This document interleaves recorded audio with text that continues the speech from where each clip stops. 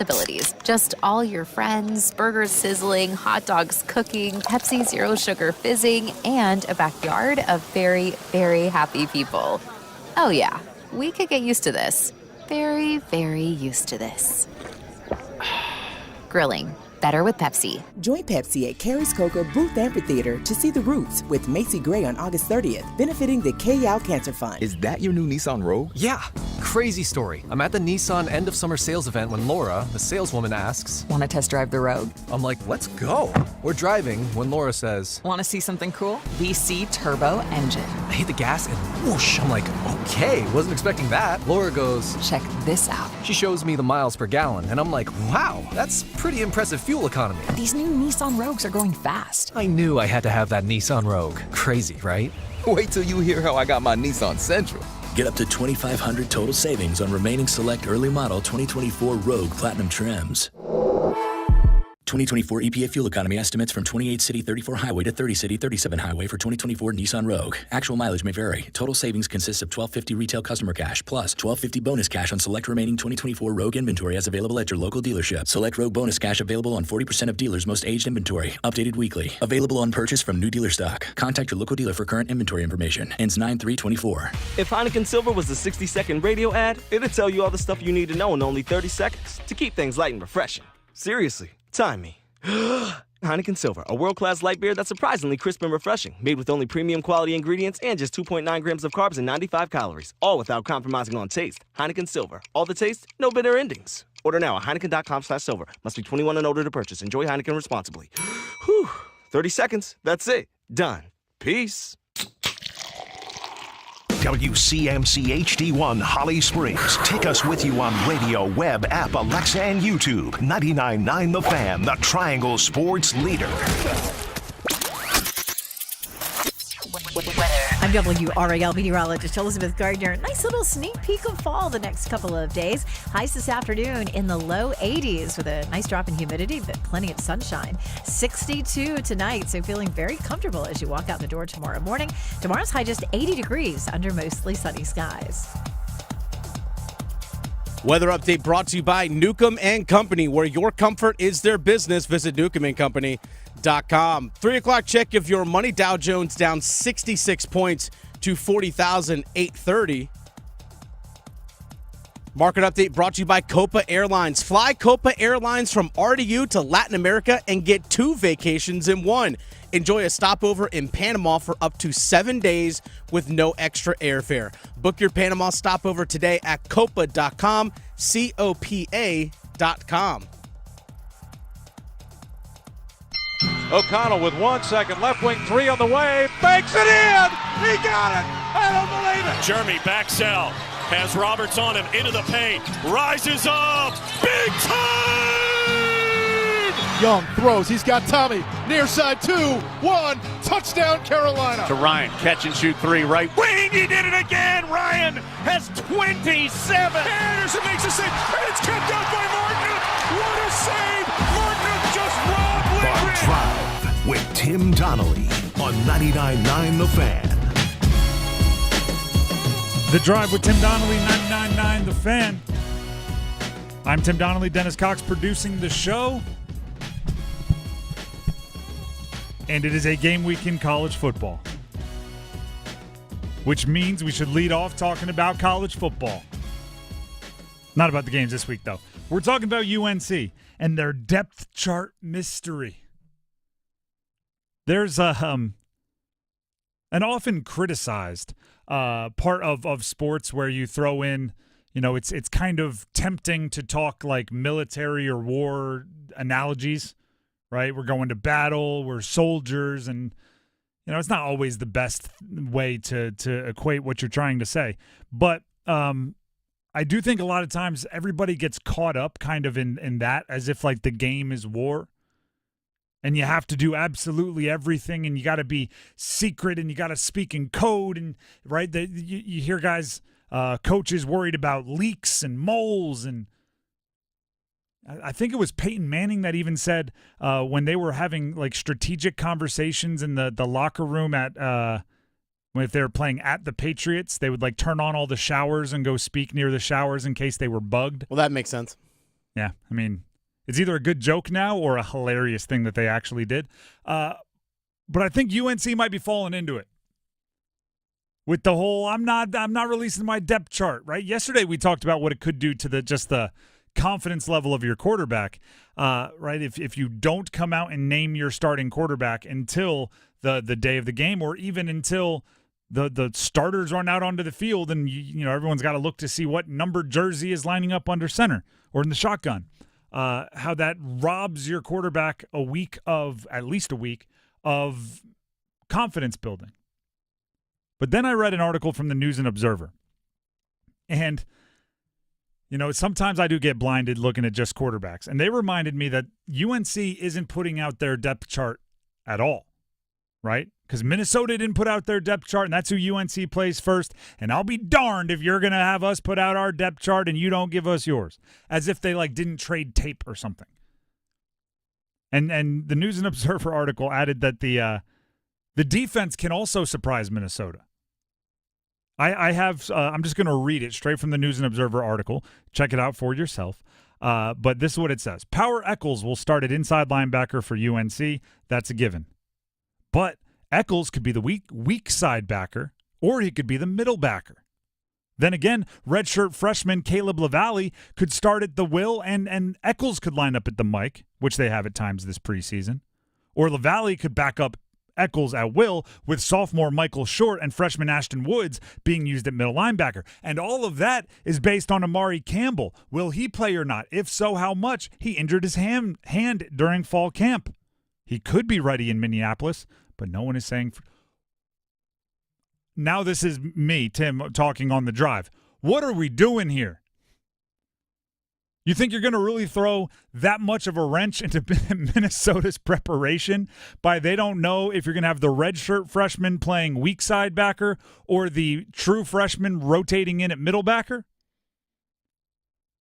Power Eccles is a very good player. I'm looking forward to seeing what Power Eccles can do this year as the featured piece of the linebacker core, which Cedric Gray was last year, and Power Eccles made a bunch of plays even not being the featured piece of the linebacking core. But I don't think Minnesota is worried about who's lined up where as long as they know where they're going to line up.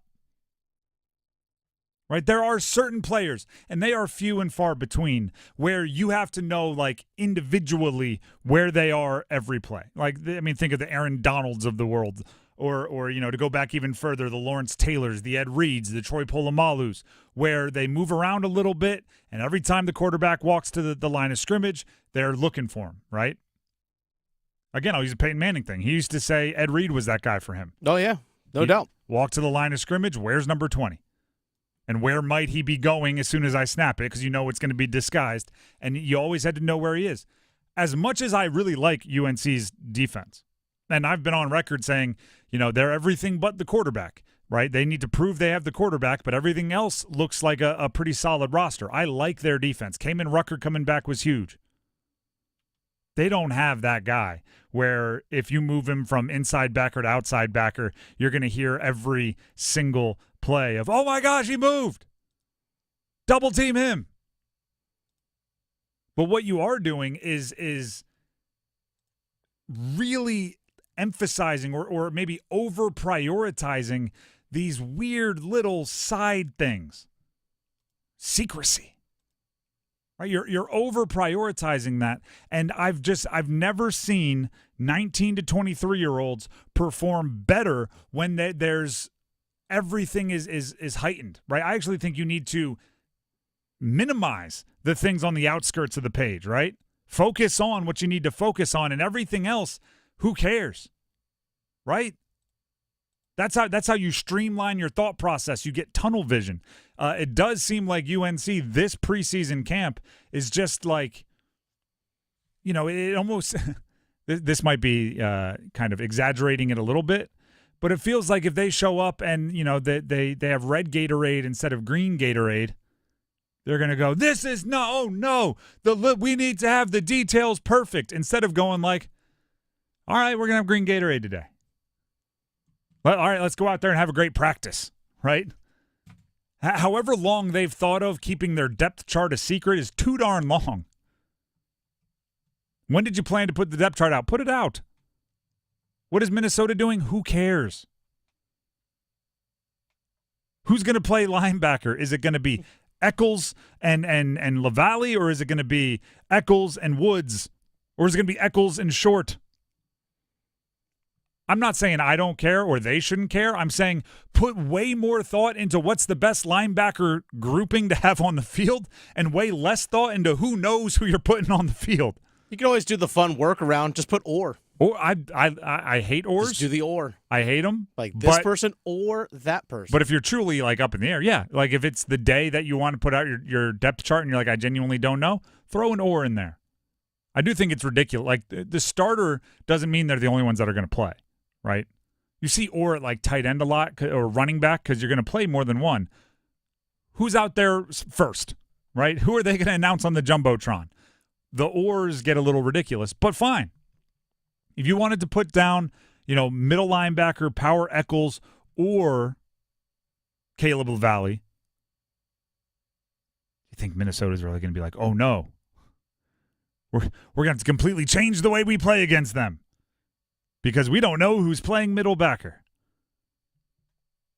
Football is simultaneously extremely complicated, extremely nuanced, extremely down in the details, and wildly simple, right?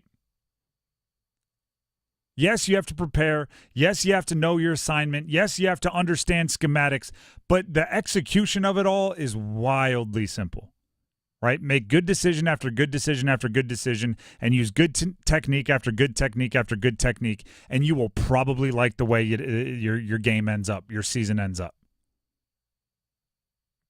I don't know if I've ever heard a coach after a game, right? Victorious, sweat-drenched, big win, team ignited behind them, on the field, post-game interview. Coach, that was obviously a huge win for your team. What went right for you out there? Well, I'm just glad we protected our depth chart before the game. Mm-hmm. They had no clue what was coming. When we ran our best two linebackers out there at weak side linebacker and middle linebacker, they were utterly confused. Jumped out to a 14-point lead off the strength of them not knowing who our starting quarterback was, and then from that point on, we just held on once the cat was out of the bag, and they figured out how they were going to play us. Just make good decisions, make good decisions, make good decisions, execute, execute, execute, good technique, good technique, good technique. That's what matters. That's what you should spend your time on. That's what a coaching staff should be worried about leading into game one. But the question is, though, who is the starting quarterback? Who is the starting quarterback? The unsolved mystery of UNC. I actually think you should run as soon as you know, you should run to the media and tell them. Get the cat out of the bag as quick as you can, so everybody can ask their questions, everybody can write their think pieces, and you can get back to focusing on the things I was talking about. Mm-hmm. Right, because I believe there's a good chance UNC already knows who their starting quarterback is. Oh, I think they do. They 100% know.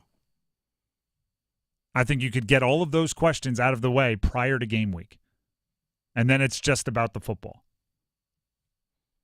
The Drive with Tim Donnelly, 99.9 The Fan. Could someone from that UNC depth chart that hasn't been released yet be an offensive or defensive player of the year in the ACC? We have our 99 questions about the college football season series coming up next. And the question is, who will be, not preseason offensive player or defensive player of the year, at the end of the year, who will be the ACC offensive and defensive players of the year? Stick around. College football is back. Join 99.9 The Fan for an all-day Saturday triple header. He's gone. There he goes. Through the line. He'll take it to the house, 90 yards. Florida State and Georgia Tech at noon. Montana State and New Mexico at 4. And SMU and Nevada at 8.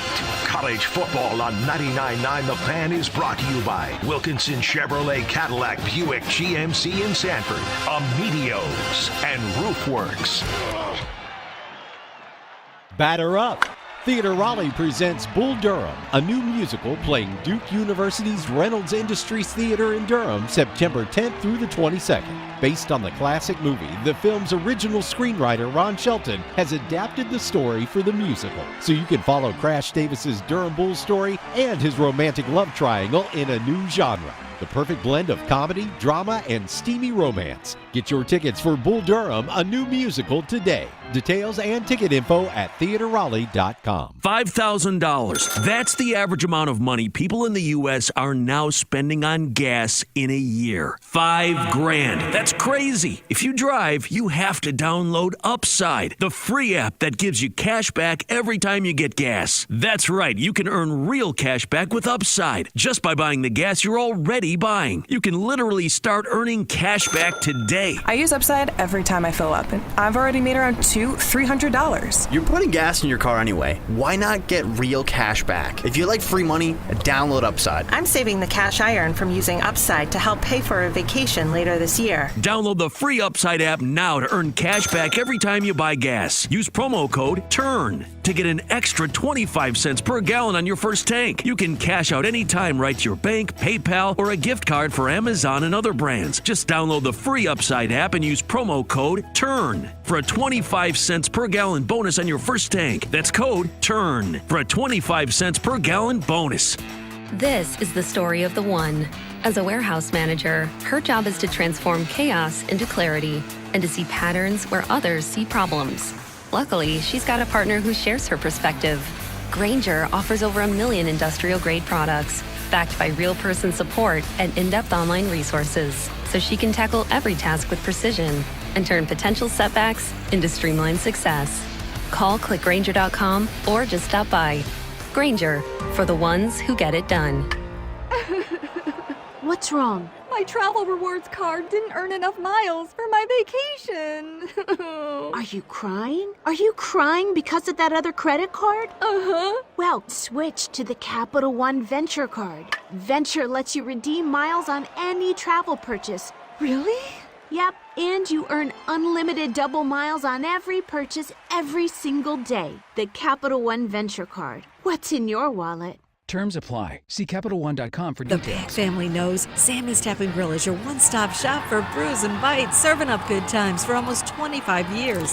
Sammy's has over 40 beers on tap, so you're guaranteed to find your perfect pint and house-made food that's touchdown-worthy. For the game, Sammy's got you covered with over 60 TVs. Plus, you can bring your own mascot. Sammy's is pet-friendly. Come find your people at Sammy's Tap and Grill on Avon Ferry near campus. Great beer, delicious food, TVs galore, furry friends welcome. Visit sammystapgrill.com for daily specials and beer list.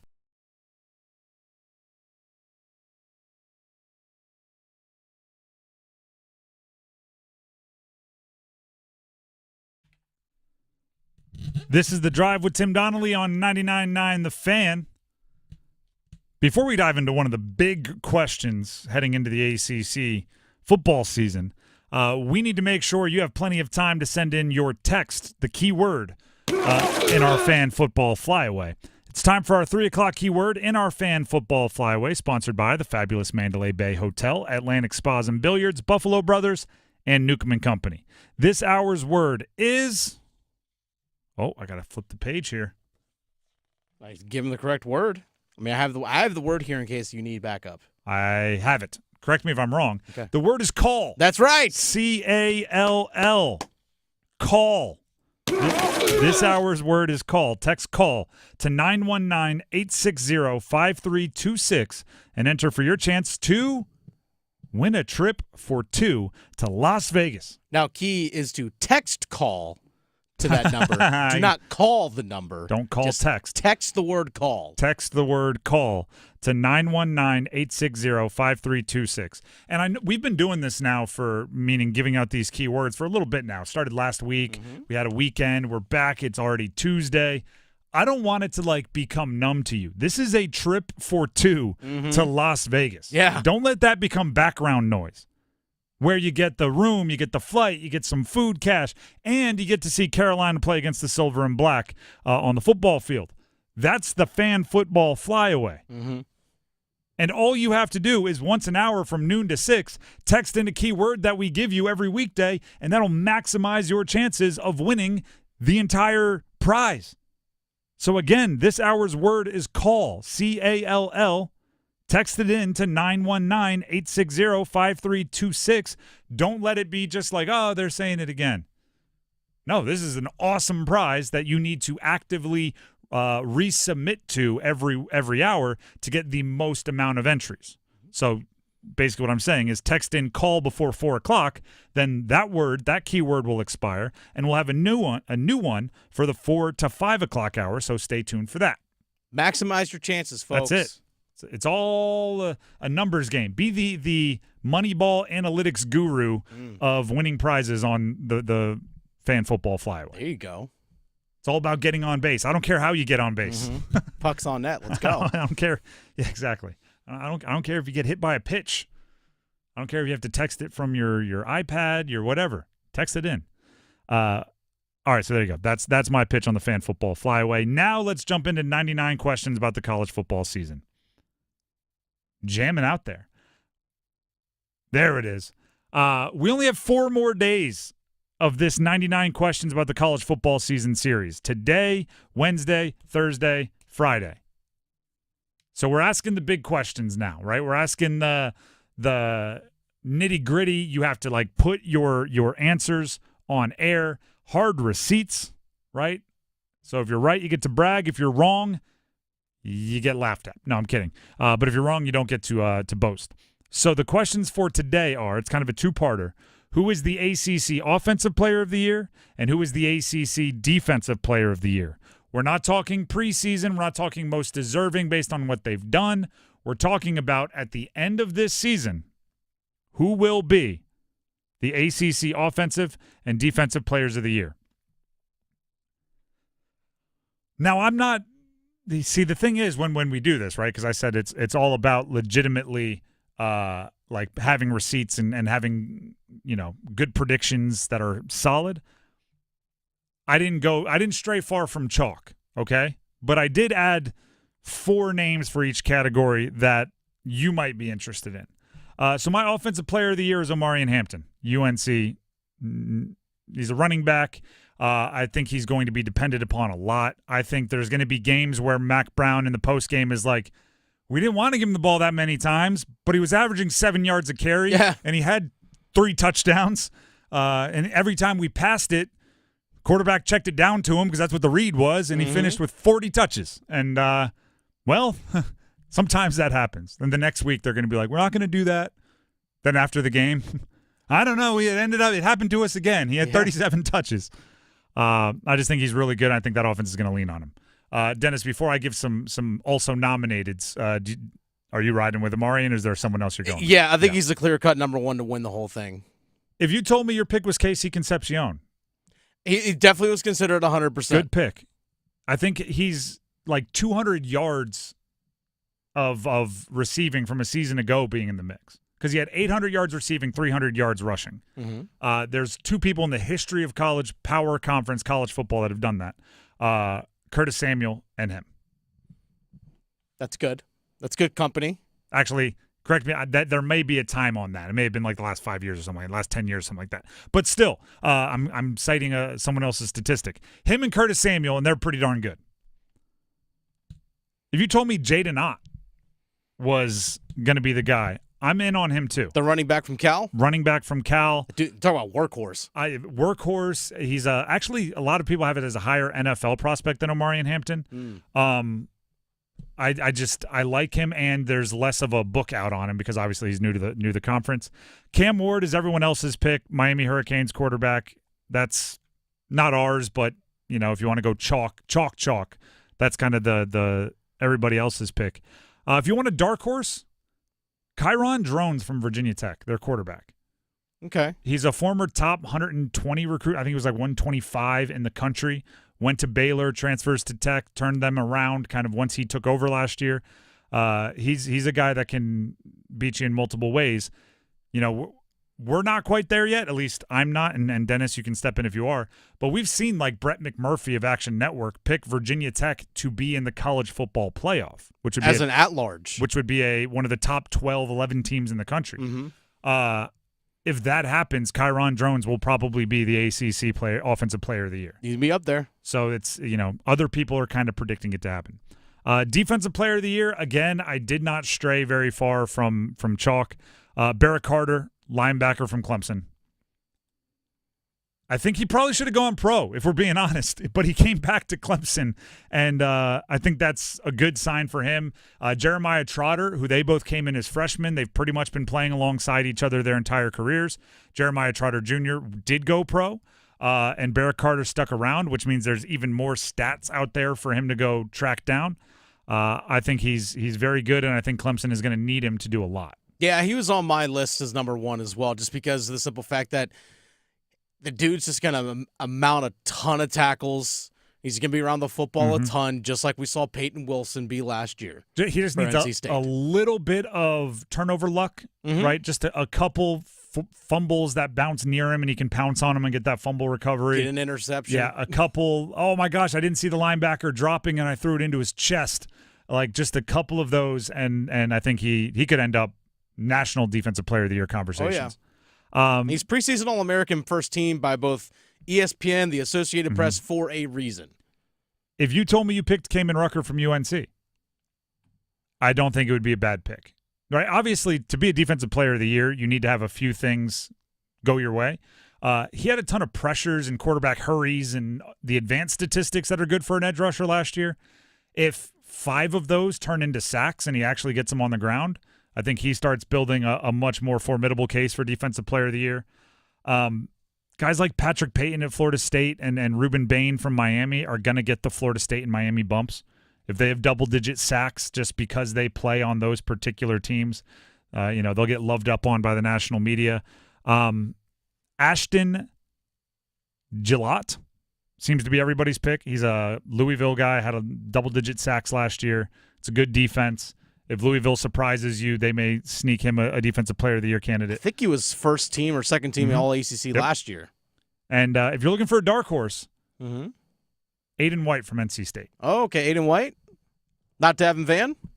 No, well, Davin Van, I mean, there are much worse options there also. For sure. But I think Aiden White is somebody that is very, very talented, and I think he can get his hands on the ball a lot. Okay. And with NC State's offense being better, I think more teams are going to have to try to throw their way back into games. Fair point. Which is going to give him more opportunities to get his hands on the ball. Could there be a 8 interception season? I think could be. If he pulls down eight interceptions, then that's for sure. The one thing I will say sometimes, though, is that when it comes to defensive backs, some teams don't throw that way. So it's kind of hard to get a gauge on how well someone actually is playing because they're that good. They don't throw his direction. Whereas a guy like Van's going to be around the quarterback a whole lot. So generally, sometimes when it comes to voters, they lean towards they like the snappy stats, right? I call it back of the baseball card stats, kind of what RBIs and home runs. They like sacks and interceptions and tackles. There is a CISSE is his name. I've seen a lot written about him. He is expected to be the corner opposite of Aiden White. That is, many are expecting to kind of break out this year in replacing of Shai Battle, who is that other corner last year. Brandon, I think he's from South Carolina, which I don't know if you're going to like that. Hey, he chose a better state. That's fine. In the state of North Carolina. He's very good. So I think there will be some testing of Aiden White. It's not like there's a guy wearing a bullseye on the other side that they're going to throw at all day. But still, it's Omarian Hampton and Barrett Carter. I added in everything else just so this whole segment wasn't. Well, I picked one of the 2 betting favorites at both, right? I gave you some other options, but I also, right, you got to go with what you think, and my gut's telling me 2 of the favorites are going to be pretty darn good all year, barring injury. The Drive with Tim Donnelly, 99.9 The Fan. We are going to take a break, but when we come back, Panthers are back at practice, and if you are a superstitious person, earmuffs. They're getting healthy. Stick around. It's bow time. a leg and thigh dinner from Bojangles for just $5.99. Leg and thigh dinner from Bojangles for just $5.99? So crispy. So crispy. And juicy. And juicy. So much flavor. So much. Stop it. What are you doing? What, you expect me to get this delicious deal and not say anything? You're unbelievable. You're unbelievable. With a boldly seasoned leg and thigh, choice of fixin', a biscuit, and legendary iced tea, it's a deal so good it's worth repeating. So eat and repeat while it lasts. It's bow time. It's bow time. Dine in, drive through, or tap your favorite delivery app and have Bojangles come to you. Satisfy your craving for flavor right now with Bojangles 2-piece dinner. 2 pieces of Bojangles dark meat chicken, your choice of fixin', a biscuit, and iced tea for just $5.99. That's right, just $5.99 for limited time at participating Bojangles. What are you waiting for? When you're hungry, it's always bow time. Nothing beats a fairway green lawn. Now's the time to seed your fescue lawn. A lot of people think it's springtime, but that's incorrect. You got to get out there and do a core aeration seeding, put down the proper fertilizer at that time. And if you have a warm season lawn, now's an excellent time to start controlling winter annual weeds like poana. And of course, broadleaf weeds never stop, no matter what turf you have. So it's always a good time to apply the proper broadleaf weed control and your fertilizers. 919-329-0095. Visit fairwaygreen.com and go ahead and request a free lawn analysis. We'll be out within a few days and leave a very detailed lawn analysis in the door. Nothing beats a fairway green lawn. Homeowners, listen up. Loan Pronto now has mortgage rates that start with a 4. Hey, it's Dennis Cox for Loan Pronto. It's true. Mortgage rates have plummeted to lows we haven't seen in a long time. If your current rate is over 6%, you can dump it and lower your house payment big time. Loan Pronto just locked in a homeowner with a 4.99% APR. Whether you got your loan last week, last month, or last year, it's time to call Loan Pronto. Even if you're in the process with another lender, stop now and call Loan Pronto. Ask about their zero-cost reduction home loan. You can lock in a lower rate with no closing costs in a matter of days with almost no paperwork and usually no appraisal. And if you act now, you can even skip your next 2 house payments. Call now. Loan Pronto can give you a rate quote in minutes with no hard credit pull and no upfront fees like those other guys. Call 919-381-1760 or loanpronto.com. 919-381-1760. Equal housing lender. NMLS 1661781. On approved credit. NMLS consumeraccess.org. Hey, John, why so glum? I just got let go. The company's downsizing. This is the 3rd time in the last 2 years. I'm done with this. Have you thought about My Computer Career? I've heard they can train you for a career in IT in just a few months, including cybersecurity and the basics of AI. And you don't need prior training or experience. Now that's a recession-resistant career. Wow, thanks. I'll check them out. Go to mycomputercareer.edu and take the free career evaluation. mycomputercareer.edu. Financial aid is available for qualified students, including the GI Bill. Want to score points with your boss? Recruit RoofWorks to your building maintenance team to handle your commercial roofing needs. Hi, this is Holly with RoofWorks. We've helped hundreds of Triangle businesses with their commercial roof maintenance, repairs, and if necessary, total replacements. Our pros come to your site, assess your roofing needs, and then give you a range of options to fit your budget. And we'd love to work with you. For roof maintenance and repair, contact us today at roofworks.com. That's roof, WERKS.com. You know that feeling? That confident, swaggerific feeling that says, look at me, world, I know stuff. Own that feeling with PlaySmart, a fun new go-to resource from the North Carolina Education Lottery. With PlaySmart, get to know the odds, learn tips, set limits and budgets, and make the most of your play. Awesome feeling, right? Right. Play smart, the way smart players play. Visit ncplaysmart.com. Must be 18 to play. Problem Gambling Helpline 877-718-5543.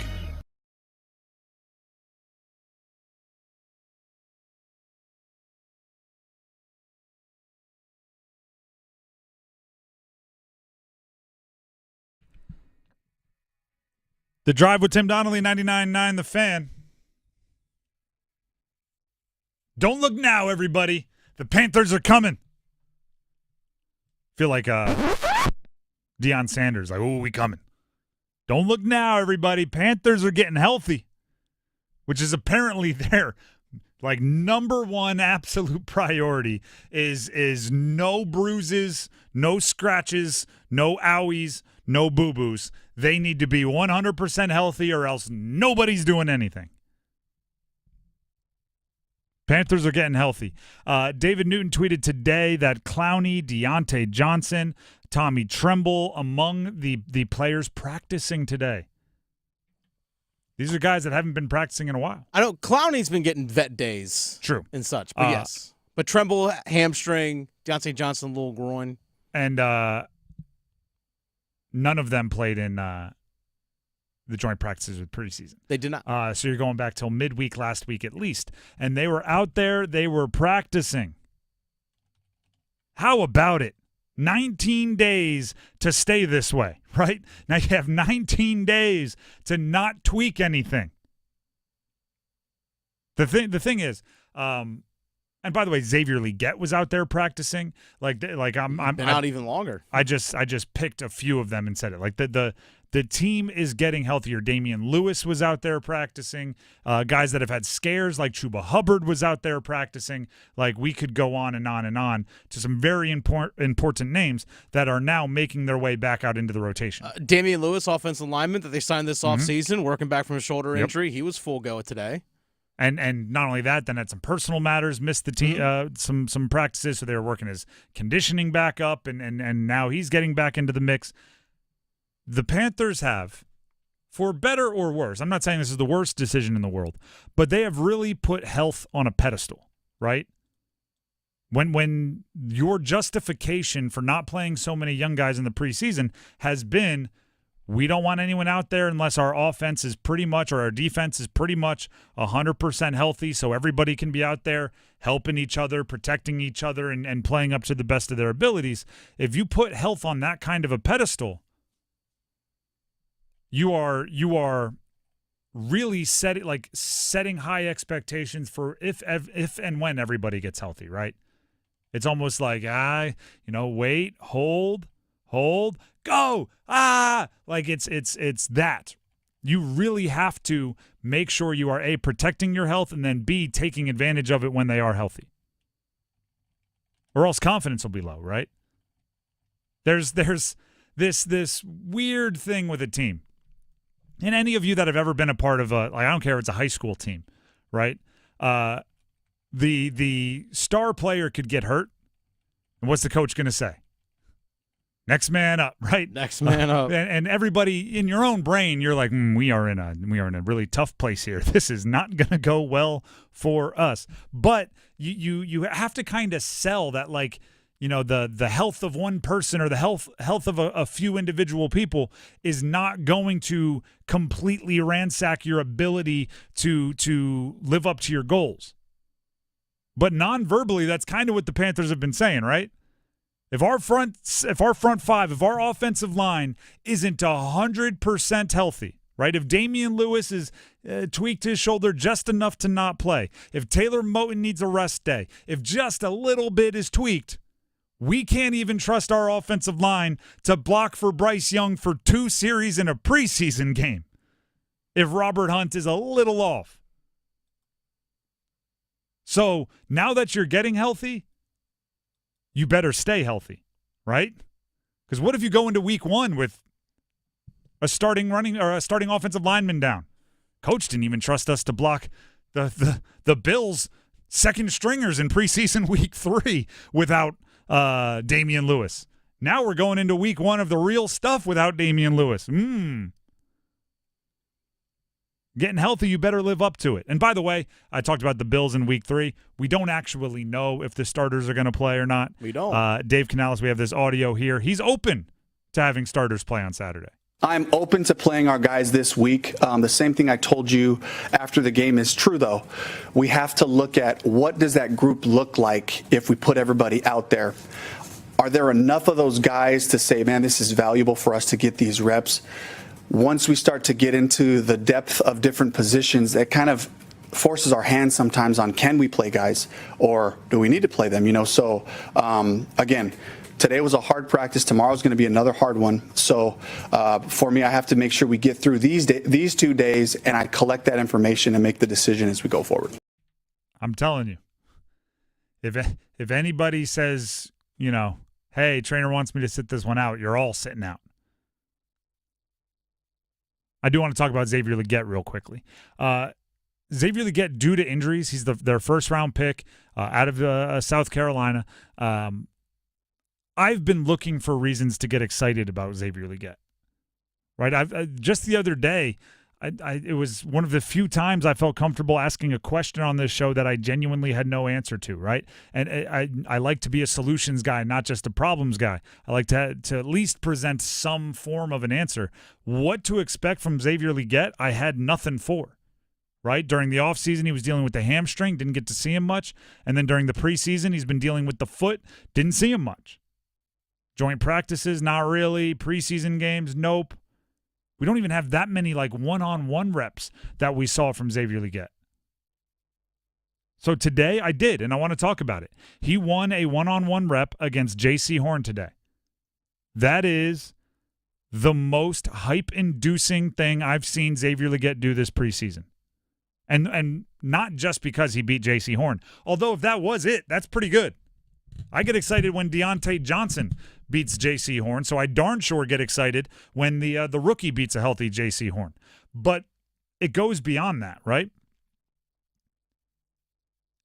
He routed J.C. Horn, and what I mean by that is the knock on Xavier Legette has always been he's a great physical specimen, right, when it comes to height, weight, strength, speed, all of those things. Once he gets the ball in his hands, he's great yards after the catch. He can make you miss. He can run through arm tackles. He's good in space. But he's a bit raw. But he didn't run the full complement of the route tree in college. They leaned very heavily on his physical abilities. The route that he won against J.C. Horn was not a, hey, I'm going to run in a straight line, throw it up, I'm bigger, stronger, faster than you. He stemmed his route appropriately, got to the top, snapped off the route. It was a little dig route. And then once he got out of the route, meaning out of the break, he accelerated and actually had to raise up a little bit to make the catch. It was, and while beating J.C. Horn, he didn't dust him by any chance. So the catch had to be, I wouldn't call it contested, but you could at least hear footsteps. Like, it was a really, really good, high-level NFL wide receiver play. And I hadn't seen that from Xavier Legette yet. And that's, in a nutshell, what I'm talking about with this team getting healthy. Right? As they get healthy, this is when we should start being dazzled, right? This is the team that Dave Canales put together and has been so optimistic about, right? This is the team that he's so excited to play football with. And you look at the offensive line and you have the two new guys. You have the holdovers that they chose to keep. You have the full complement of wide receivers. If you want to put Deontay Johnson, your number one trade asset or trade acquisition, Adam Thielen, your leading wide receiver from last year, and Xavier Legette, your first-round pick, along with Jatavian Sanders, the first pick of the fourth round, if you want to put them all out there in a 2-by-2 formation, two wide receivers to each side, and run a route, which is what Dave Canales envisioned in the offseason, you can do that now. There hasn't been many days this camp where you could say that with all four of them. This is when we should be dazzled. This is the team that is so worth protecting that not letting them live any kind of football life unless their entire group of buddies is healthy, this is what you're protecting. The stuff on the field today. And at least for Xavier Legette, for that moment in time, that clip that they released, I was dazzled. Now do that over and over. Now I need to see Deontay Johnson dazzle, and I need to see the offensive line dazzle. Like, this is the group, right? Everyone's going to tell you by week 10 there's not going to be a healthy team in the NFL. No. So if you need to be healthy week 1, that might be the only week you're healthy. From that point on, you're going to have to be making do with what you got. Well, luckily, there's like basically 2 weeks between final preseason game and actually game number 1. So if there's still 19 someone days that's from now. Yep. Yeah. So from the last preseason game on Saturday, again, you're basically looking at 2 weeks. So if you're still dealing with something a little bit, there's still a chance to still get even healthier and stronger going into that first game. You can rotate between ice and elevation a couple hundred times, right? Like that's elevate it, put some ice on it, get some stem, get a heat pack. Like you can do quite a bit there. Obviously, the bigger injuries will take some more time, but the owies and boo-boos you should be able to solve. The Drive with Tim Donnelly, 99.9 The Fan. Before we talk about a former North Carolina quarterback, text UNC to 919-860-5326 for a chance to win a pair of tickets to see Carolina take on NC Central on September 14th at Kenan Stadium. That's UNC to 919-860-5326, and you can win a pair of tickets to see the Tar Heels take on NC Central, North Carolina Central, September 14th at Kenan Stadium. The keyword is UNC to 919-860-5326. It's giving all the stuff away. I know. I feel like very generous as of late, and that really doesn't stop. Once football season starts, we've got a whole bunch of giveaways. Keep it tuned to 99.9 The Fan. Don't look now, right? This is kind of one of those things where it's like they're trying to do it on the sly. They're trying to do it beneath our nose without us noticing. But the pieces are being set in motion for Drake Maye to be the Week 1 starting quarterback of the New England Patriots. Right?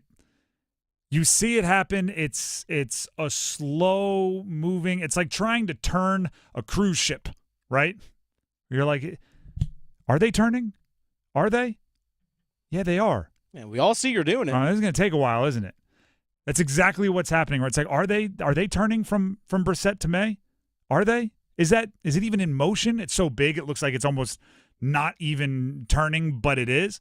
Every time Gerard Mayo talks, it's just more indecisive, right? Every time Gerard Mayo, the head coach of the New England Patriots, talks, it's more, well, it's a competition. It's like, well, last time you answered it by saying Jacoby Brissett was the starting quarterback right now. Well, Drake Maye's playing well, and, if he's better than Jacoby Brissett, he'll be the starter Week 1. Ooh, you just said he could. It's just a little bit less, until eventually it's gonna jump over to Drake Maye. Right? When you have insiders, we're about to air a clip from Adam Schefter here saying like, oh, we're surprised he hasn't named a starting quarterback yet. That should tell you something, right? There's a reason why. Here's Adam Schefter. The surprise would be that Gerard Mayo is keeping it a surprise for the time being. I think everybody has expected that Jacoby Brissett would be the short-term starter in New England, and they would not have to rush along Drake Maye, their quarterback. Jacoby Brissett is just the kind of quarterback that you'd like to have out there at the beginning while they continue to bring along Drake Maye. Drake Maye is going to be the quarterback for the future for this particular franchise. But Jacoby Brissett, I think they signed him with the idea that he would be ready to start the season while they brought along Drake Maye at a nice, casual, relaxed pace. I agree with Adam Schefter that Jacoby Brissett was brought in to be the starter. And if you go back and listen to the way they talked about it, like at the beginning of training camp or even the first week of training camp, it sounded like they were saying Jacoby Brissett was brought in to be the starter. If you listen to what they're saying now, it's not that. It's a competition, and we want competition at every position. And if someone's better than someone, they're going to be the starter. There's a bit of tact. I don't know, a bit of strategy that can be used in this transition, right? In season, everything moves fast, and there's a reason for everything, right? You can say so-and-so threw 3 interceptions on week 3. He can't be the starter in week 4. We're going to the next guy, right? We just got mathematically eliminated from the playoffs. Doesn't make sense to have the veteran in there. We're going to the next guy. Like, it can happen in the blink of an eye, the drop of a hat. In season, that's how it works. You can move a bit slower, slow motion on these decisions in preseason, and maybe even you should, right? If they just pulled it out of the blue, right? If they were just, Jacoby Brissett, we brought him in to be the starter. We're excited about him. He's a true pro's pro. He's going to help our offense. Drake Maye's the starter. If they just pulled it like the chair out from under you, the rug out from under you, then, it not just to us on the outside, but to players, it looks like, the coaching staff, specifically the head coach, is maybe flying by the seat of their pants. Maybe they're a little reactionary. Maybe they overreactionary, I guess would be the term. Maybe they aren't super convicted in their decisions, right?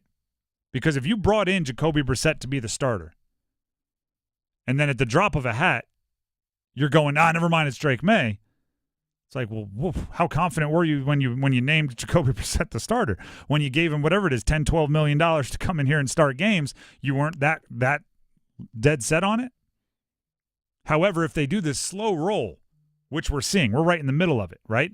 If you do this slow roll of, well, I'm 90% sure Jacoby's the starter. Well, now I'm 87. Well, now I'm 83. Well, now I'm 74. And you just kind of slowly build it up, then it seems like a decision that was well thought out.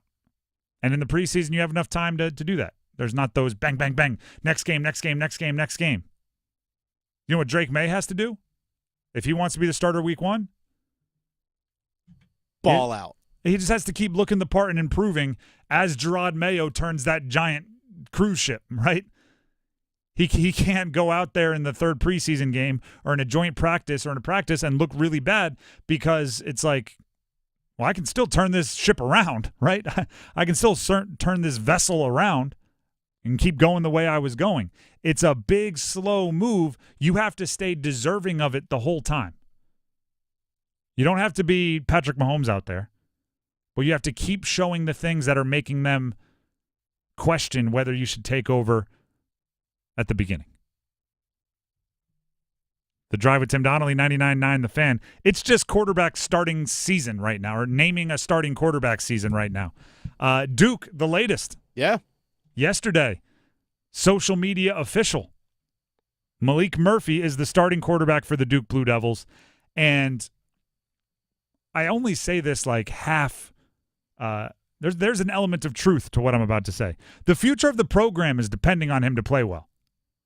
The future of the Duke football program is depending on Maalik Murphy, now that he's been named the starting quarterback, not only playing, but playing well. And he's already been important to the program. We've talked about this notion that was brought up by Manny Diaz, the head coach at ACC Kickoff, that getting Maalik Murphy on board was important for the program as like its psyche, right? Because when Manny Diaz took over, there was this exodus happening. Your best offensive and defensive players transferred elsewhere, one to half an ACC school in Notre Dame, the other to another ACC school in Virginia Tech. Your coach left in the middle of the night, right? This is a true story. We have a Mike Elko signed football in our office. It's a Duke football signed by Mike Elko that says Bleed Blue on it. That's how he signed it. Mm-hmm. He is now the coach of a school that is not blue-colored. Maroon, or correctly. Burgundy. Whatever Texas A&M officially is. Yeah, I'm sure they have some thing they call it. Oh, I'm sure they do. The 12th color or something like that. So the guy that Bleed Blue left when Manny Diaz took over. So it was very important for Manny Diaz to get a high-profile commitment from a quarterback to show, hey, we're still good. We're still building on this. We're still attractive. Maalik Murphy chose Duke over SEC schools, big money, big programs, right? He was a 4-star recruit that had just won 2 starts for Texas last year, the only 2 games he started when Quinn Ewers was hurt. He was good enough to keep Arch Manning on the bench during those 2 games. Think about that. And now he's choosing Duke. That was important.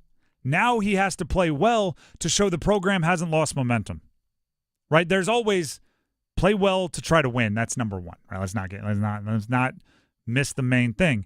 But his playing well is also important to the future of the program in it's not that all of that success wasn't Riley Leonard.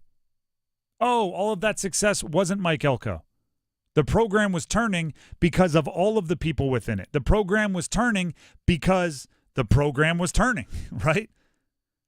Every once in a while I see, and it happens more in basketball, right? Where it seems like a wild and crazy upset, and then you learn, oh, no, it wasn't a wild and crazy upset. They just had one NBA player on that random small team. Mm-hmm. Duke fans, cover your ears. It's like the C.J. McCollum-Lehigh thing. Right? When Lehigh beat Duke, everyone was like, oh, my gosh, a Patriot League just beat Duke. Well, like $250 million later, C.J. McCollum's a pretty good player, right?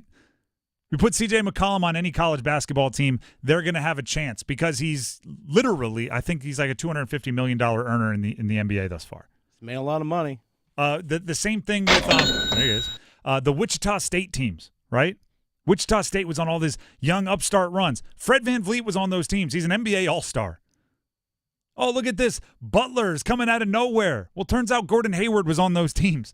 Like, he's an NBA All-Star. Duke came out of nowhere last year. They need to prove it's not that, right? They need to prove the program was that. It wasn't just, oh, look, Riley Leonard was on that team. It wasn't just, oh, look, Mike Elko's a really good coach and he took it over and now he's going to leave and you're going to go back to being you. Maalik Murphy was the first guy, the first big-name guy to bet on the Duke program. Those strides are not going to be lost when those other guys left. Right? He raised his hand when he committed to Duke and said, I think they're going to continue building in that direction and I'm going to help them do it. Now he has to play well so everybody else believes it too. I know a few people on the Duke football team, and I had parents texting me when Mike Elko left, like, what should we do? And I'm like, if there were a roadmap, I'd give it to you. You got to, talk to your son. You got to figure out his situation and, I would say you have 30 days to make your decision, so wait to see who the next coach is. And obviously Manny Diaz sold him. But part of that, I'm sure, was, hey, look, we already got a 4-star recruit quarterback committed, and we're already looking towards the future. Maalik Murphy committed to Duke out of the portal the day Duke won their bowl game. Right? So you can't get any more like, let's start the first offseason of Manny Diaz with a bang than doing it the day that they won their bowl game. Maalik Murphy, in a weird way, and by the way, I'm not comparing the two situations, but I'm just comparing kind of the impact. Dennis, you might be able to help me remember his name. Hackenberg, Christian Hackenberg. Christian Hackenberg from Penn State. He was, for Bill O'Brien, kind of that. Because Penn State was going through everything that we went through with Paterno. They had sanctions coming and all that. And Hackenberg committed to Penn State. And when everybody was transferring out or everybody was decommitting, he was, I think, the number 3 recruit in the country or something like that. Number 1 or 2 quarterback.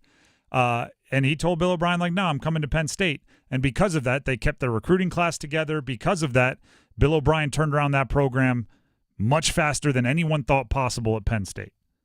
Maalik Murphy can be the guy who's like, no, let's keep it together. But the other thing Christian Hackenberg did, and this is going to sound crazy because it didn't always work out the best later in his career, his freshman year he played very well. He played great. It was pretty much the peak of his entire football playing career was his freshman year at Penn State. That was the problem. A lot of people said, whoa, he could be the first overall pick in this class now, and then he didn't even make it in the NFL. I still think he was a second-round pick of the Jets. He was. That's very Jetsian. Mm-hmm. But like, if you could pick one player to play very well for 1 year, I think Penn State would say Christian Hackenberg his freshman year because that just got them over the hump of everything in their past as a football program. Obviously, the off-the-field stuff, it's a completely different situation. But if the Elko era is over, Maalik Murphy playing well this year could be the guy that gets them over that and into the next era. The Drive with Tim Donnelly, 99.9 The Fan. Football at 4, I am going to do one final plea for the Panthers to play Bryce Young in the final preseason game. Then I'm going to drop it. One last argument. Stick around. Move your sports day forward. They're getting too far down the rabbit hole, and it's really easy to do with the Panthers, will get you in a lot of trouble, especially because you're always comparing it to last year. It's always about what have you done for me lately. And for this team, there hasn't been a lot of things that have been done lately. Let's just be honest about it. Get set up. Join Next Up with Paul Ihander. Mornings at 9 on 99.9 The Fan, the Triangle Sports Leader. Is your heating and air system ready for hot weather? Call Newcomb & Company today to schedule a routine maintenance and ensure your system is operating at peak performance. Become a Comfort Contract customer to receive priority service and a 15% discount on service calls and repairs for HVAC and plumbing work. Newcomb & Company has served the area as a Carrier Factory authorized dealer for more than 3 generations. Turn to the experts today. Call 919-862-3000 or find us at newcombandcompany.com. Newcomb & Company and Carrier. Your comfort is our business. Is foot pain keeping you from living the life you love? Hi, it's Jonathan Cotton with the Good Feet store, and life is too short to be living with foot, knee, or back pain. When all four arches in your feet are supported, the results can be amazing. Go to goodfeet.com to make your appointment today. Are you ready to rule the realm? With the new Game of Thrones scratch-off from the North Carolina Education Lottery, you can. This epic game gives you the chance to win up to $200,000 instantly, or a trip to beautiful Napa Valley to play the Seven Kingdoms experience, where you could take home your share of up to $7 million in cash prizes. So treat yourself like royalty. Play the Game of Thrones scratch-off today, and let your reign begin. Must be 18 to play. Approximate overall odds are 1 in 4.31. Problem gambling helpline 877-718-5543. You know it's going to be a good day when your biggest concern in the morning is collecting the crumbs falling from the McDonald's crispy chicken biscuit. Your only concern should be, has your day peaked too early? Start your morning off on a high note when you save on a warm and buttery crispy chicken biscuit for just $2.50. Only at McDonald's. Ba-da-ba-ba-ba. Price and participation may vary. Cannot be combined with any other offer or combo meal. Navy Federal Credit Union is back with more eligibility. Now you can hear all your favorites like, my brother's a veteran, I get amazing rates. My mom served, I get 24/7 member support. Grandpa was a soldier and now I'm a member. And who could forget, thanks to my father who served in the military, I'm now eligible for incredible member benefits. Call 1-855-800-2102 or visit NavyFederal.org today. Navy Federal Credit Union. Our members are the mission. Navy Federal is insured by NCUA, Equal Housing Lender. Picture this, the perfect summer barbecue. No stress, no responsibilities, just all your friends, burgers sizzling, hot dogs cooking, Pepsi Zero Sugar fizzing, and a backyard of very, very happy people. Oh yeah, we could get used to this. Very, very used to this. Grilling. Better with Pepsi. Swing by your local Family Fair where you can get 2 20-ounce Pepsis for just $4. Family Fair, first in thirst. This hour of the Triangle Sports Leader is powered by Ritchie Law Firm, Raleigh's injury lawyers. Bounces away into the end zone! Touchdown! Visit GotBrian.com. That's GotBrian.com. WCMC HD1 Holly Springs. Take us with you on radio, web, app, Alexa, and YouTube. 99.9 The Fan, the Triangle Sports Leader. I'm WRAL meteorologist Elizabeth Gardner. Time to get outside. Feeling great out there. Our cold front that moved through yesterday has delivered a cooler, drier air mass. A high of just 83 this afternoon with dropping humidity. 62 tonight and a high of only 80 degrees tomorrow under sunny skies. Weather update brought to you by Newcomb & Company, where your comfort is their business. Visit newcombandcompany.com. 4 o'clock check of your money. Dow Jones is down 66 points to 40,830. Market update brought to you by Copa Airlines. Fly Copa Airlines from RDU to Latin America and get 2 vacations in one. Enjoy a stopover in Panama for up to 7 days with no extra airfare. Book your Panama stopover today at copa.com. That's COPA.com.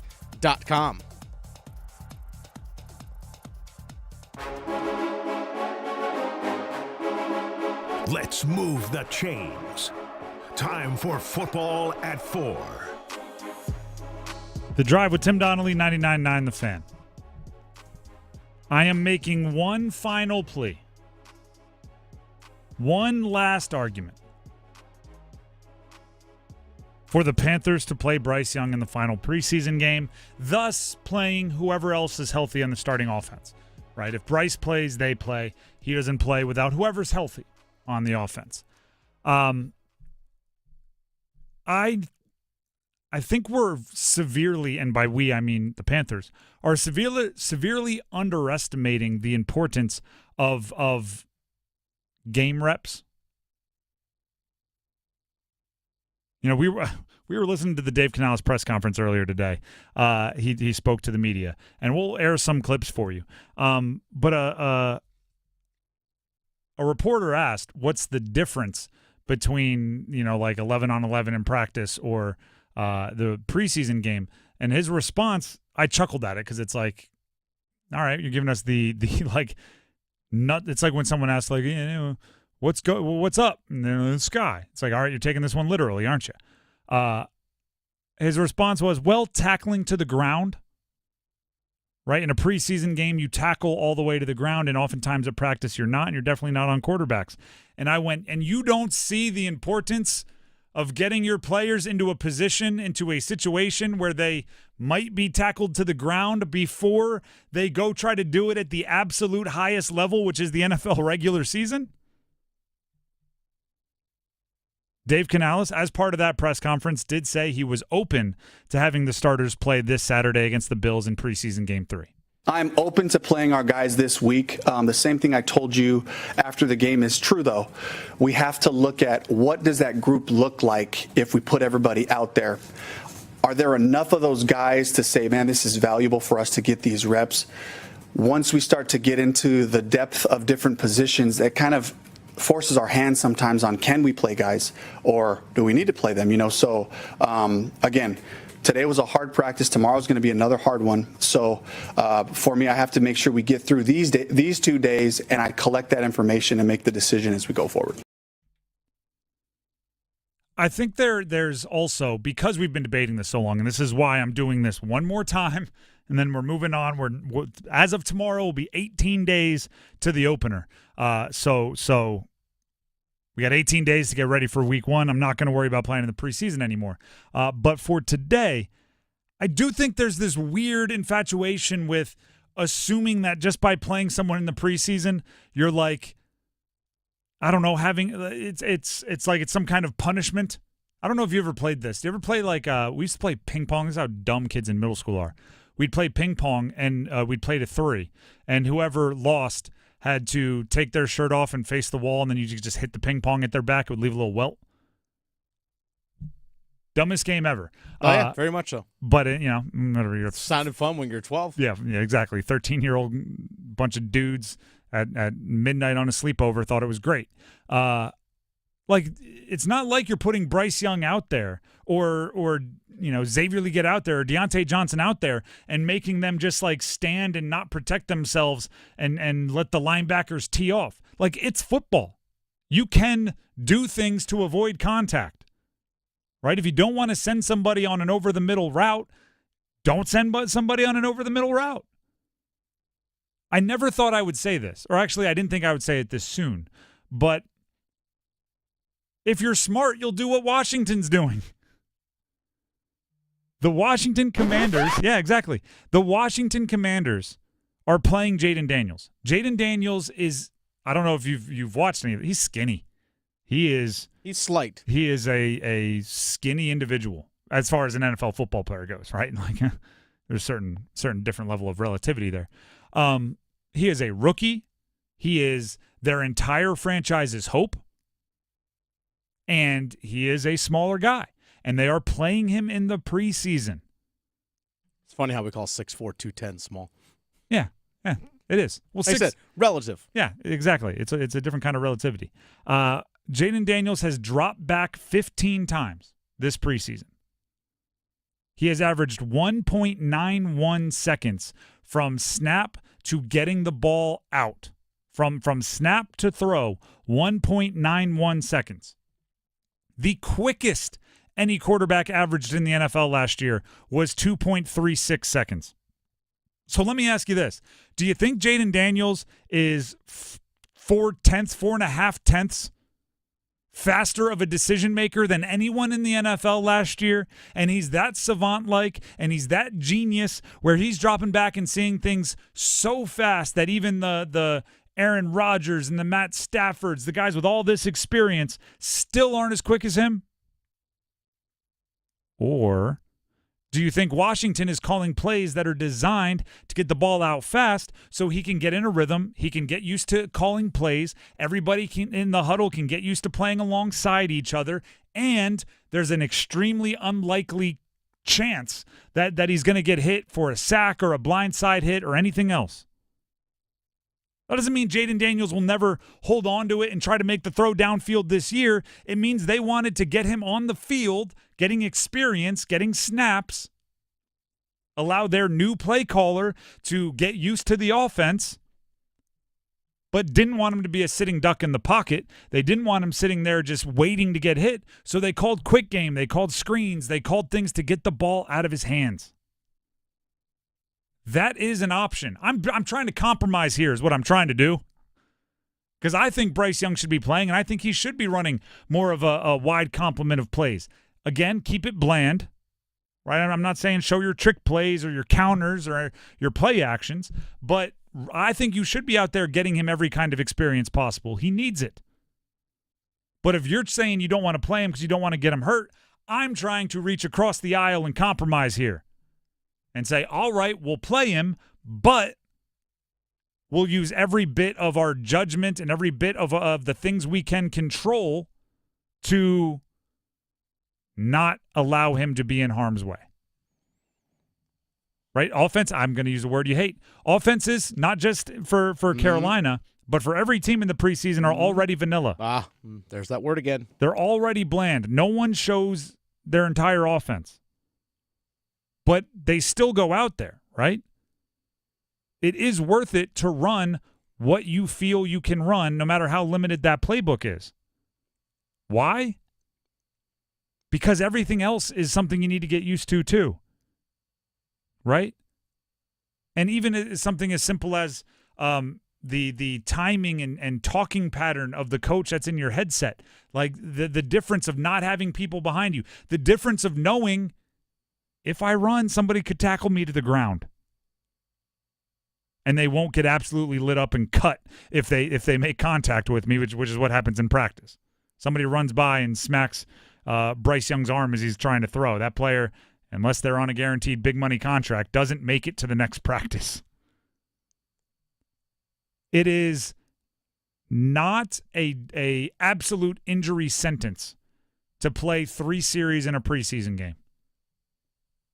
Matter of fact, you can limit those statistics. You can't ever make it 0, but you can limit the chances of getting hurt by how you run your offense. Do that. At the very least, do that. Right? Have him hand it off to Chuba Hubbard a bunch of times. Have him complete a couple hitches. Like, just get the Panthers offense on the field before all the chips are down and it's the metaphorical live bullets. I always thought, for me, when I played lacrosse in college, I don't know if – did you guys at Delaware get a preseason game, like an FCS level? No, we got like scrimmages. And we do one – like inter-squads, yeah. We do one offense versus defense scrimmage in the stadium, and it was like a game day, game uniforms and everything. Okay. But no, we never had like fans in the stands or anything. I always felt, for me, that I needed – something to like the ramp up to the actual first game, because it's so difficult just to go from 0 to 60 while the engine's cold. That's the always way I thought of it. It's like, even if I just got to play a half against another team, I always felt like, okay, I got the rush of playing somebody else out of my system, got the rhythm of my warm up and like stepping onto the field for a game and starting. And then once game 1 rolled around, I felt more ready to go. I remember my freshman year in college, lacrosse season, our scrimmage game got canceled because of weather, and we just walked into game 1, like not having played anyone else, and it was difficult. It was so hard. And I remember every year after that, we had a scrimmage, and it was so much easier. And you know, college football, you know, for lack of a better term, we usually had a tune-up game, right? We usually had a team that we were going to blow out to start the year. Sometimes we were the tune-up game. We'd go play an FBS school and get lit up, but it kind of served the same purpose. Right? Just get out there and do it once. So then once the games that, you know, quote unquote really matter get started, you're already in the rhythm. The Panthers, again, if they start slow, I know where I'm pointing. If they go out week 1 and 2 and they don't look as good as even I think they should, you know where I'm going to be pointing. And that is my final plea. Hopefully it makes it to the ears of Dave Canales. The Drive with Tim Donnelly, 99.9 The Fan. I'm Tim Donnelly for Bailey's Fine Jewelry, specifically their Fox and Bailey watch shop. They actually have a watch trivia event going on today. The first hour will be on air, so I won't be able to make it out there. But they have a watch trivia event. They do cool things like that. They have There was a Norcane event not long ago that I was able to go to, had the owner of Norcane talking about the innovation they have in their watches, some of their skeleton watches where you can see all the gears and the movement on the inside. Absolutely beautiful, and I was able to talk with the owner about that. They've had an Omega event where they opened their Omega. There was a grand opening launch party for their Omega boutique, which is absolutely awesome. If you're at all involved or interested in Omega Speedmasters, Seamasters, any of those iconic models, you need to go check it out. And then they throw events like the one today, right? Little trivia events that you can head out, have some cool conversations, learn some things, and win some prizes. It's all happening at the Fox and Bailey Watch Shop, located inside Bailey's Fine Jewelry at their Village District location. If you are a watch person, if you like the idea of having a conversation piece or something that is meaningful to you on your wrist, there's no cooler place than the Fox and Bailey Watch Shop, located inside Bailey's Fine Jewelry in Raleigh in the Village District location of Bailey's Fine Jewelry. Just make sure they know when you stop out there you heard about it here on 99.9 The Fan. We're going to take a break. When we come back, it's cop or drop time. Dennis decides what we need to judge, and then we decide whether we're copping or dropping. Biggest stories in sports coming up. You heard the perfect scores on air. Just before the buzzer, that's 5 for 5. We're bringing those champions to the stage. It's our inaugural Numbers Game Live show, presented by Sharky's Place Sports Bar and Grill. Our invitation-only event brings past players together August 21st at the Hilton Raleigh North Hills. Join us on YouTube as we crown a Numbers Game champ. Special thanks to On-Site Audio Visual, supplying the sights and sounds of the Numbers Game Live. It's bow time. A leg and thigh dinner from Bojangles for just $5.99. Leg and thigh dinner from Bojangles for just $5.99. So crispy. So crispy. And juicy. And juicy. So much flavor. So much. Stop it. What are you doing? What? You expect me to get this delicious deal and not say anything? You're unbelievable. You're unbelievable. With a boldly seasoned leg and thigh, choice of fixin', a biscuit, and legendary iced tea, it's a deal so good it's worth repeating. So eat and repeat while it lasts. It's bow time. It's bow time. Dine in, drive through, or tap your favorite delivery app and have Bojangles come to you. Satisfy your craving for flavor right now with Bojangles 2-piece dinner. 2 pieces of Bojangles dark meat chicken, your choice of fixin', a biscuit, and iced tea for just $5.99. That's right, just $5.99 for limited time at participating Bojangles. What are you waiting for? When you're hungry, it's always bow time. How was everyone's first day at the North Carolina Education Lottery Winners Club? Oh, me? I set the high score in mini golf. I tried a new food called wasabi. Oh, I did absolutely nothing. It was amazing. There's no wrong way to be a winner. New $50,000 payout and $1 million cash word are here. The Winners Club awaits. Must be 18 to play. Approximate overall odds of winning range from 1 in 3.54 to 3.58. Problem gambling helpline 877-718-5543. Get in zone, AutoZone. Welcome to AutoZone. What are you working on today? Brakes? We can save you 15% on that. We have OE quality Duralast brake pads and rotors in stock, ready for pickup or delivery. We also have calipers, brake fluid, tools, and anything else you'll need to do the job right. When you get Duralast pads and rotors together, you'll save 15%. It's just part of what makes us America's #1 brakes destination. Get in the zone, AutoZone. If you love to travel, Capital One has a rewards credit card that's perfect for you. With Venture X, earn unlimited double miles on everything you buy and turn everyday purchases into extraordinary trips. Plus, receive premium travel benefits like access to over 1,300 airport lounges where you just check in and chill out. Open up a world of possibilities with Capital One. What's in your wallet?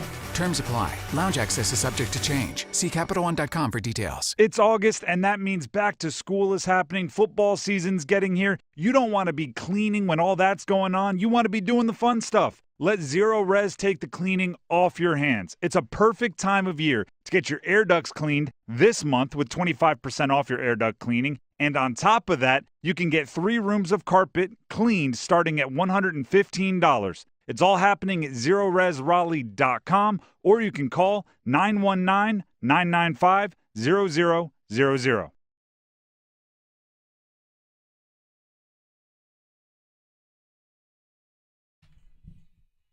The Drive with Tim Donnelly, 99.9 The Fan.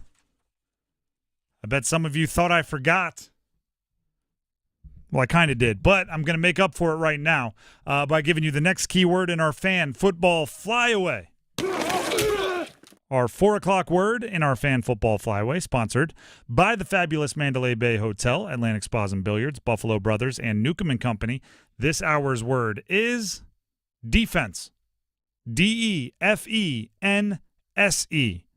Defense. D-E-F-E-N-S-E. Defense. I feel like I'm doing like a cheer at a game. Yeah. D-E-F-E-N-S-E.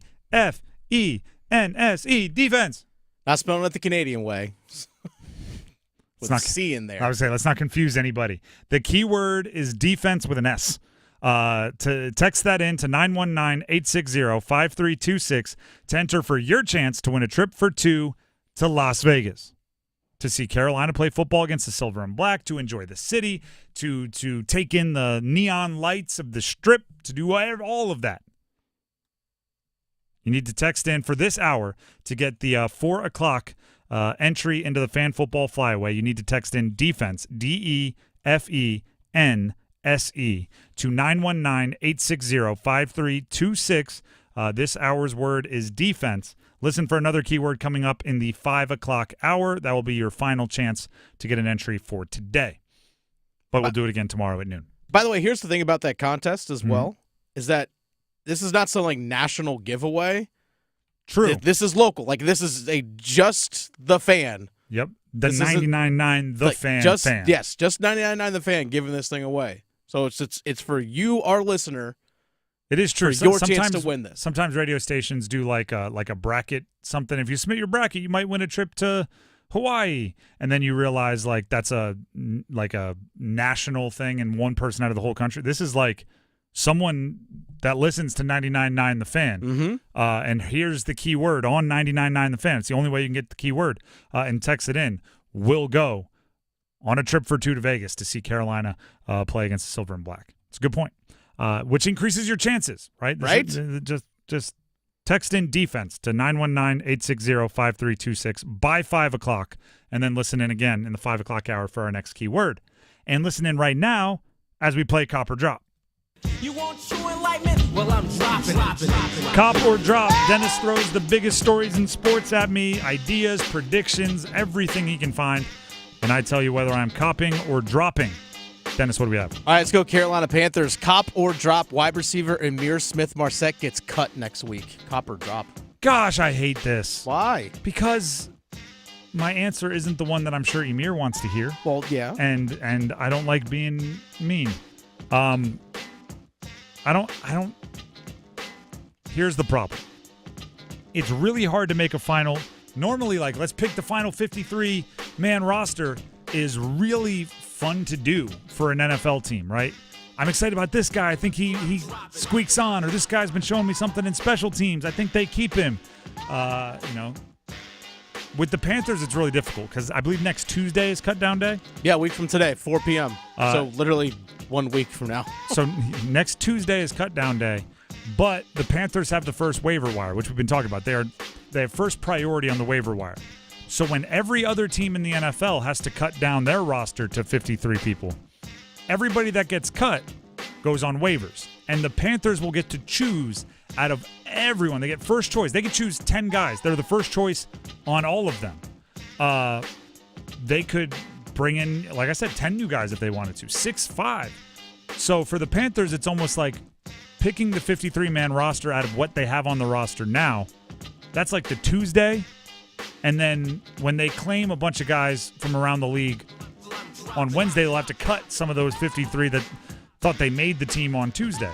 So Ihmir Smith-Marsette might make it through 53.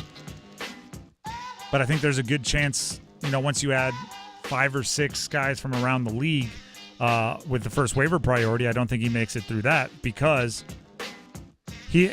while being solid, he hasn't really popped. And he's a big play guy, right? Mm-hmm. We saw it last year with the special teams. He's somebody that if to have a role on the offense at all, he needs to take the top off, and just haven't seen enough of those big plays. and I think they'll be able to find someone on the waiver. Okay, something that you mentioned there in your answer. So you're copping that he's going to get cut. Yes. Okay.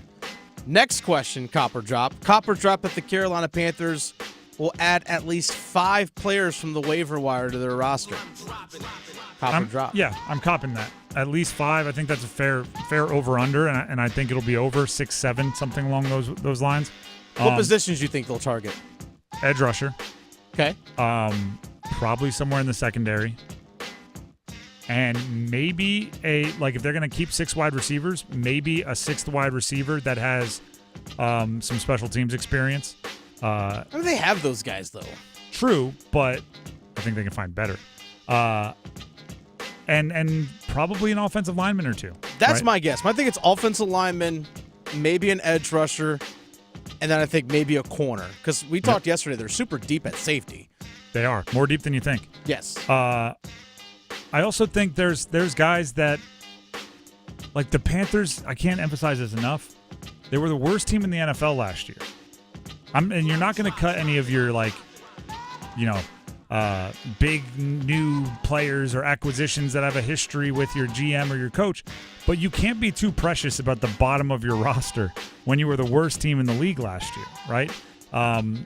Continuity and everything does matter, and somebody that's kind of earned their stripes, but there's a good chance there's just better players out there on the waiver wire when you can choose from the entire league, right? I've tried to explain this, but if there's a team that has really good wide receivers, they don't keep 10 wide receivers because they have really good wide receivers. The rosters are limited. So if they have 6 really good ones, their 7th one could be pretty darn good, and that guy's going to get cut. Or if you see a rookie emerge during the preseason, sometimes that makes veterans that are kind of proven available to cut. And the Panthers should be combing those waiver wires aggressively. I think, 6 or 7 guys, offensive line, depending on the health of tight ends. I don't know. Maybe there's one out there if guys are still really banged up. Edge rushers, corners for sure. There's a lot of options out there. That there are. All right, let's shift over to college football. Copper Drop. NC State beats both Tennessee and Clemson. Yowzers. Man, throwing fastballs today. I know. I appreciate it. Throwing heaters. They beat both. I'm going to drop it. Okay. I think there's a chance they beat both. I think actually, you know what? I think I'd throw both of them close to 50-50, right? I think the Tennessee game will be very telling. But I'd give it close to a coin flip. I doubt the spread will be more than 3 in either direction. So if they're both coin flips, for me, right, there's a 25% chance State will win both. There's a 25% chance they'll lose both. And then there's a 50% chance they'll beat one and lose to the other. So just off of playing the statistics, that is a 75% chance that they will not win both. But I do think there's a possibility of that. So I am dropping it, but mostly off the statistical analysis that I just explained. Okay. Let's go next one. And by the way, if my math there is completely off, don't feel the need to actually me. It makes sense in my head, and I don't need to see your I've done that in the past where I try to do some math on air, and somebody sends me a scrap paper on Twitter that they've taken a picture of. This is, you forgot to carry the 2. And I'm it made sense in my head. I'm going with it. That's fair. Multiply times pi. You'll figure it out every single time. All right, let's go to North Carolina. Cop or drop that we see both Max Johnson and Connor Harrell against Minnesota? Dropping. Okay. I think once you pick your guy, you run with your guy. Also, this is mean and not true, but I'm going to say it anyway. Anybody can hand it off to Omarian Hampton. I think Mac Brown is old school enough to not think that you can go with a 2-quarterback system. Mm-hmm. I guess maybe you could have Connor Harrell in some kind of a wildcat if you wanted to put him in there and run some more of your RPO stuff and more of your option stuff because he does have the speed. But I think if you're like the running portion of your playbook, just give the ball to Omarian Hampton. Like you don't need to put in the Wildcat guy to get your running game going. If it's Max Johnson, you put in Omarian Hampton, let him roll. And I definitely don't see the opposite happening, right? If you pick Connor Harrell, I don't think you put in Max Johnson on like passing downs because that's just weirdly taking your quarterback and saying somebody else does the quarterback thing better than you. So no, I think unless the game is a blowout in either direction, I don't think you see two guys out there. I think you see one or the other. Okay. Let's go over to let's head over to Duke real fast. Cop or drop, Maalik Murphy actually makes an all-ACC team this season. Whether it might be honorable mention, could be third team, second team, first team. Cop or drop, Maalik Murphy finds his way on an all-ACC team this year. Here's what he's up against. Yeah? It's the conference of quarterbacks. I know, and he's one of them. There's a whole bunch of pretty good ones. And quarterbacks, more so than any other position, get attached to wins and losses. Mm-hmm. It's really hard to get any kind of quarterback end-of-season accolade if your team isn't – you don't have to be, the conference champion, but you got to be like top 5, and I just don't see that for Duke right now. So I think he'll play well. I think he'll open eyes. I think he's a very talented individual. I think he can throw it a long way. He can spin it, as they say. But, if his statistics are slightly better than somebody like, Show at Louisville, but Louisville has 2 or 3 more wins, I think Louisville's quarterback will probably get the nod. Not to mention Cam Ward is a very good quarterback transferring into Miami. Grayson McCall is a very good quarterback transferring into NC State. There's some other pretty good ones out there. Haynes King is very good coming back to Georgia Tech. He was honorable mention last year was Hayes King. Jordan Travis, Florida State, Drake Maye, UNC, and Jack Plummer of Louisville all graduated. NFL rosters. Those were all first, second, third team. I don't see it from Maalik Murphy. Now, the next year, you never know. But like this upcoming year, I think it's just the cards are stacked against him. Okay, I'm going to go back to North Carolina on this one real quick. Cop or drop, Omarian Hampton leads the nation in rushing. I'm dropping. I don't think he leads him in yards. Touchdowns, I think he has a really good shot. Okay.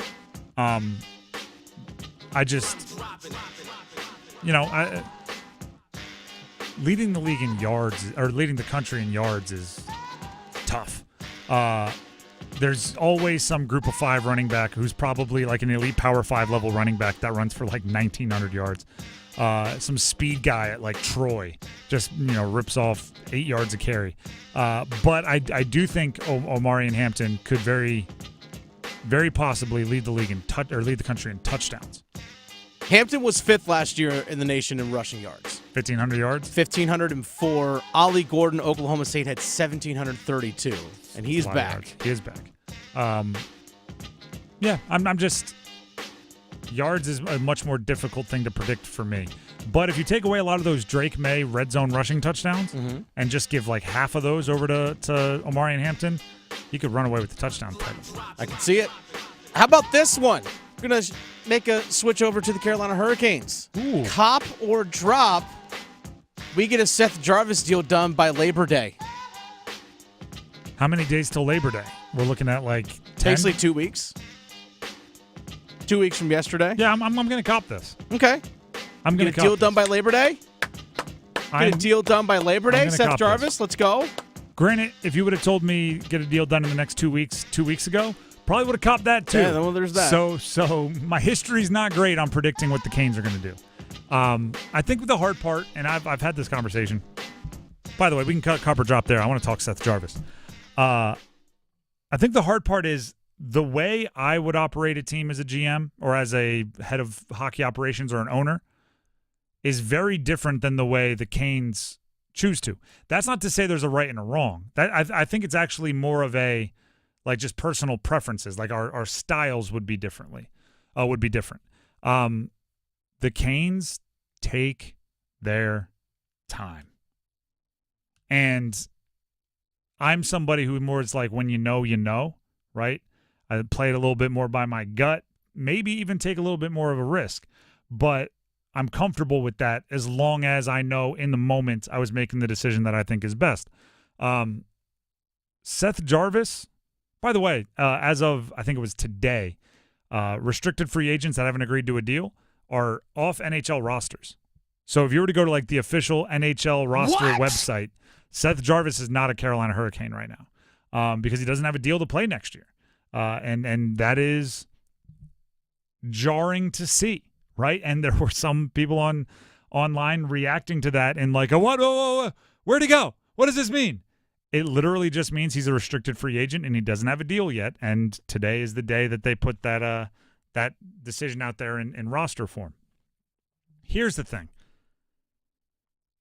Seth Jarvis, no news is no news is no news, right? We're trying to find news and like him not being on a roster, or we're trying to find news and him playing golf on social media. We're trying to find news. In actuality, there really isn't any news. And while the cliche is no news is good news, I'm going to go back to, I think, the best way to describe what this is as far as like an analogy or something we can relate it to. Seth Jarvis is still a shark attack to me, right? Like if I'm not actually this way, I go in the ocean, no problems. But if you are somebody that is afraid of a shark attack, you can have the smartest people you know give you the best stats in the world that like it's actually 1 out of 11 million that you would even be attacked by a shark, and 1 out of a couple 100,000 out of those attacks that are going to be fatal. So there's actually 1 out of a that you're not going to get any kind of hurt. You're more likely to get hurt, driving to the beat. Like you can have smart people that you trust and believe give you all of the good information, like the facts, that there's nothing to worry about.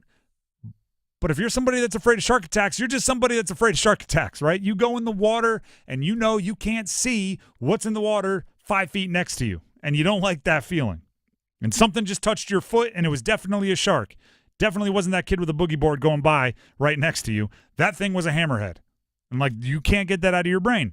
Seth Jarvis, I have people I trust, people that cover hockey much better than I do, that know hockey much better than I do, that will look at me in the face and say, Seth Jarvis wants to be a Carolina Hurricane.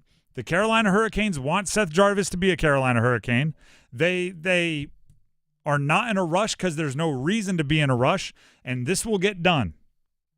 And if not, there's 4 more years of team control where they can still hammer it out. Like there is no ticking clock to be extremely worried about. And I'm going, I hear you. I trust you. I believe in what you're saying. I'm still worried that it hasn't gotten done yet, right? Does it matter that he's not on the roster? No. And again, smart people will tell you why. I tried to just a couple minutes ago. I don't know if I'm smart, but it means nothing. But at the same time, something just touched my foot, right? I'm a little scared here. And by the way, I saw somebody online talking about the Andrei Svechnikov signed his when he was a restricted free agent later than this in the offseason, which is true. But you have to remember that was after one of the COVID weird years. So the offseason started much later because the whole season kind of pushed into the Stanley Cup was like yesterday. So they needed more time to get it done. I wouldn't say it's unusual. I would say the Seth Jarvis situation is just incomplete. Right? It's not an A+, it's not an F, it's not a B, it's not a C-. You're not passing, you're not failing. It's just incomplete. Now, with that being said, I don't know what could take so long if you just go, hey, 8 years, $8 million per. That sounds good to you. It sounds good to me. It sounds good to everybody. The comps are out there. Let's go ahead and make it happen. Right? And maybe actually that is the one reason why I do have that impending shark attack feeling, which is it seems like this shouldn't be a tough negotiation, right? It seems like there should be a very logical end, right? And it's sometimes you need that. Like I feel like an agent would be that, right? Like, listen, we could go back and forth. You could give me a number. I could go, oh my gosh, and storm out, and then I could come back in with a different number, and you could go, we can't do it. We can't do it and build the winner. And then I could go home and talk to my client, and then I'll ghost you for a week, and then I'll call and leave a message, and you won't pick up, but you'll be sitting there listening to the message while I'm leaving the message. We could do all of that to end up here with this number, or we could just get to this number now, sign it, start printing the jerseys, start selling them in the team store, and move on. Like, it seems like somebody should do that. But again, I think that's how I would operate. The Canes, as we've seen time and time and time again, they don't get uncomfortable by a long stall pause, right? You know, what are the, like, I hate, I don't know if this ever happens to you, Dennis. The algorithm on Instagram sometimes sends me like sales guys that are just telling me how to like make money. I don't know if you ever get these. They're like not really, no. Half motivational speakers, half sales guys, and they're just like, I know you're talking about that. Like, what do you do when somebody tells you this on the call when you're trying to sell them? And it's a big seminar, and they're like, no, you never say that. You trick them. You ask them about the weather. I'm like, what are we doing here? But one of their, like, you know, the absolute bylaws of these guys, these slicksters in their nice suits, is you never say the first number in a negotiation. I'm always going like, well, if everyone followed your rules, there'd just be stalemates. There'd just be like, yeah, hey, is the car still for sale? Yep. How much you want for it? How much are you willing to give? How much you want for it? What are you thinking on paying? What are you thinking on selling? And you're never going to get anywhere because you have these, like, I don't know, you ran into your match. Like, the Canes are somebody that I believe are, like, very comfortable just sitting, letting the phone be silent for weeks and weeks and weeks and weeks and hoping that the other side gets impatient and finally blurts out, like, $5,000. Like, okay, now we finally get to start. It's I think that's just what's happening. Seth Jarvis, it's just it's a waiting game. I think sometimes it's just the minutia of the contract. Like, you have, like, say, for example, 8 years at $8 million a year. You might already have that agreed upon. It's what's considered signing bonus. What about no trade clause? What about these other things that might go into, like, the details of your contract? Because when it comes to signing bonus, you also have to agree on, like, for that year, okay, signing bonus, you know, each year is like $4 million. That gets paid July 1st or however it is that you decide to do it. So there's, like, different little minutia things that you have to figure out before you officially sign a deal. So there's always, like, those kinds of small things that we don't think about because we just look at overall big number. But there's sometimes those little details you got to figure out. Yeah, and I get that. And a lot of times you even hear, like, you know, 8 years, $8 million, the final details still being worked out. Like, I don't know. It just seems like it should get done. It's not. I shouldn't be worried. Smart people tell me not to be worried. I want to be not worried. I'm a little worried. Training camp's in 4 weeks. Their first preseason game is 5 weeks from today. There's time. I'm not worried, but I'm a little worried. The Drive with Tim Donnelly, 99.9 The Fan. Before we move on, here's Dennis Cox. Great news for you homeowners out there. Mortgage rates are tanking. Dennis Cox here for my friends over at Loan Pronto. My friends at Loan Pronto have rates that start with a 4.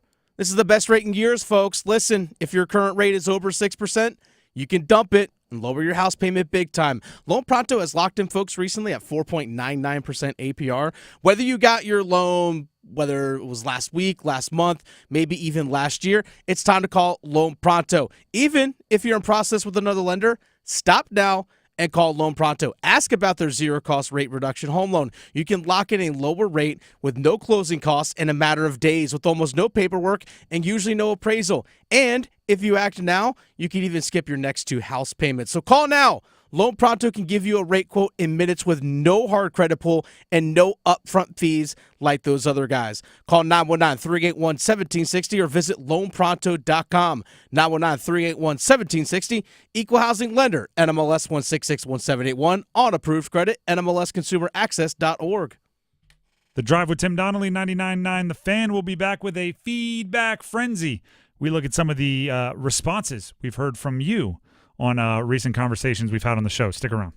Atlantic Spas and Billiards, Buffalo Brothers, and Newcomb & Company want you to see football live in Las Vegas. It's our Fan Football Flyaway. Listen weekdays through August 29th. We'll reveal keywords every hour from noon to 6. Text in the keywords to enter for chances to win a trip for two to Las Vegas. We'll fly you to an amazing room at the Mandalay Bay Hotel and Casino, and we'll hook you up with seats for the Carolina-Las Vegas game. The Fan Football Flyaway, only on 99.9 The Fan. Viva Las Vegas. Hey, what do you say? John Forsland here from my friends at Buffalo Brothers. I live and work on both coasts, travel the country, and there's nothing better than Buffalo Brothers. The best wings on the planet and half-price appetizers, Monday through Friday, 4:30 to 6. Visit all 5 Triangle locations and ask for their great daily beer specials. And how about this special? Every Sunday, they have $6 Bloody Marys and $6.50 Jamesons. Dine in, carry out. BuffBrothers.com. Aw, man, now I want wings. Lanny went to college and racked up huge debt. A little bit over $100,000. For a degree he couldn't use? Now what? I had a friend that went to my computer career and they talked to me about it. He was done in just months. I did do it online. They even helped him get hired immediately after graduation. One of the things I love about IT is that you can work from anywhere you want. You could become an IT pro in just months with zero experience at My Computer Career. It worked for me, and I know it can work for you. It's not rocket science. It's mycomputercareer.edu. This year, Dell Technologies' back-to-school event is delivering impressive tech with an inspiring purpose. Learn how Dell is helping Computer Aid, whose work is helping solar community hubs with tech and AI literacy skills to empower remote, displaced, or disconnected communities around the world. Help Dell make a difference and shop AI-ready PCs powered by Snapdragon X Series processors at Dell.com/deals. That's Dell.com/deals. See if you're a winner every night. Watch live lottery drawings on WRAL TV's 11 o'clock news. That's right, Carolina Pick 3, Carolina Pick 4, and Carolina Cash 5 numbers every night on WRAL TV's 11 o'clock news. See if you're a winner before you go off to bed. Get your lottery numbers live every night. North Carolina Education Lottery. Only on WRAL TV's 11 o'clock news. Batter up! Theater Raleigh presents Bull Durham, a new musical playing Duke University's Reynolds Industries Theater in Durham, September 10th through the 22nd. Based on the classic movie, the film's original screenwriter Ron Shelton has adapted the story for the musical, so you can follow Crash Davis's Durham Bulls story and his romantic love triangle in a new genre. The perfect blend of comedy, drama, and steamy romance. Get your tickets for Bull Durham, a new musical, today. Details and ticket info at theaterraleigh.com.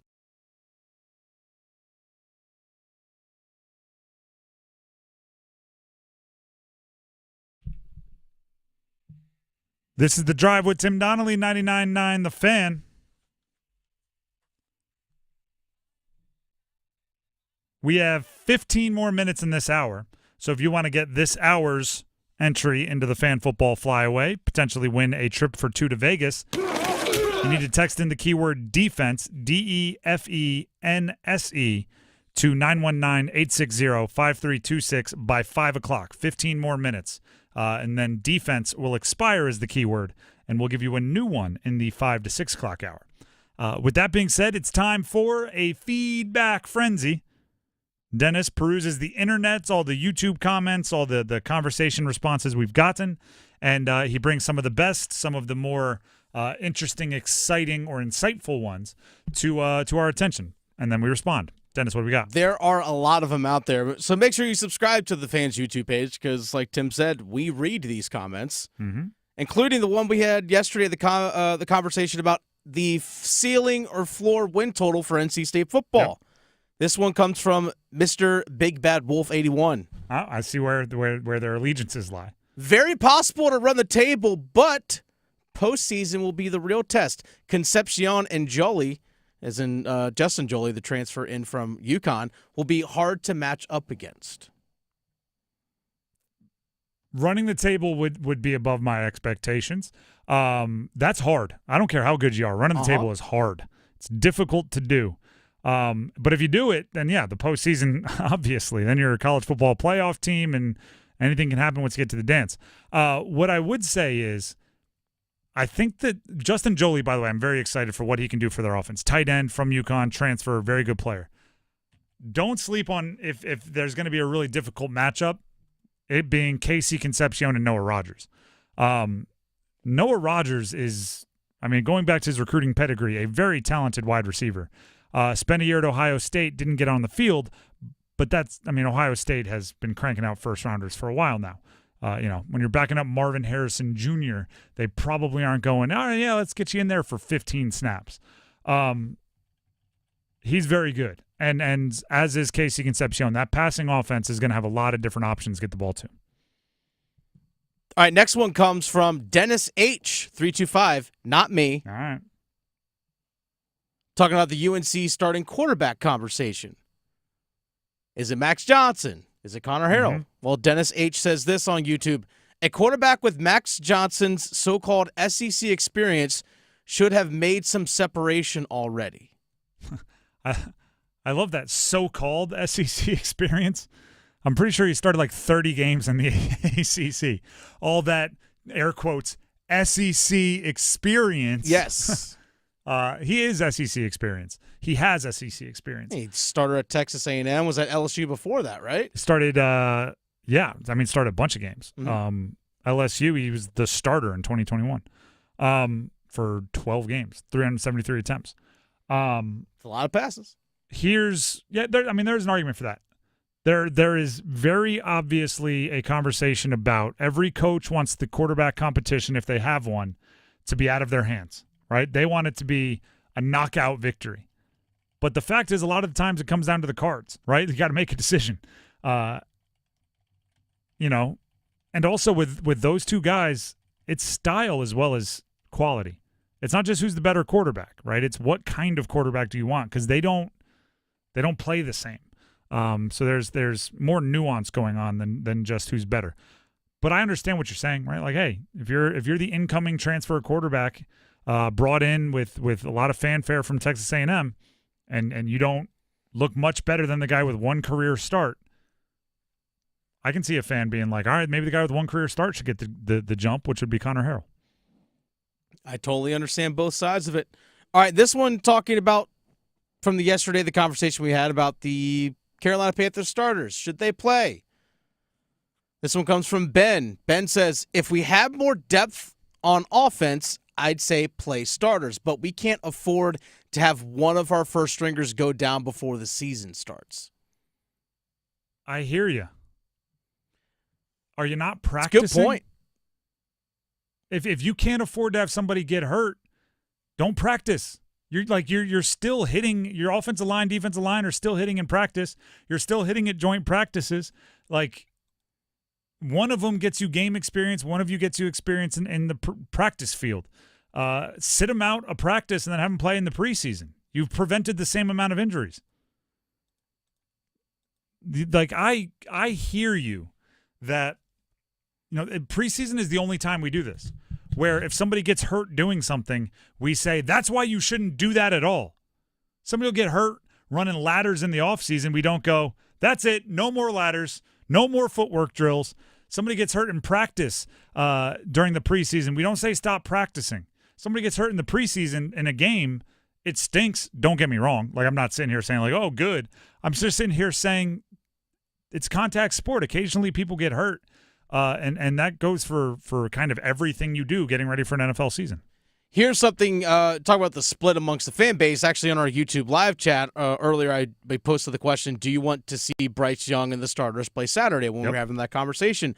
Eternal252 says, playing our starters versus third and fourth stringers, people who are trying to prove themselves to gain a job will be intellectually irresponsible.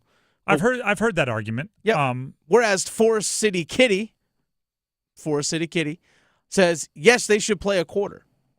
I want to go back to the first comment. But yes. I have heard that argument where, the last preseason game, if you have them out there with the guys at the end of the roster, they're not thinking like, oh, he probably threw it so I shouldn't hit the quarterback. They're thinking a quarterback hit may be the thing that gets me onto the roster, and, a penalty, I was already off the roster, right? I got to play my way. You don't want to be out there with guys that are trying to play their way on to the team because they have nothing to lose, right?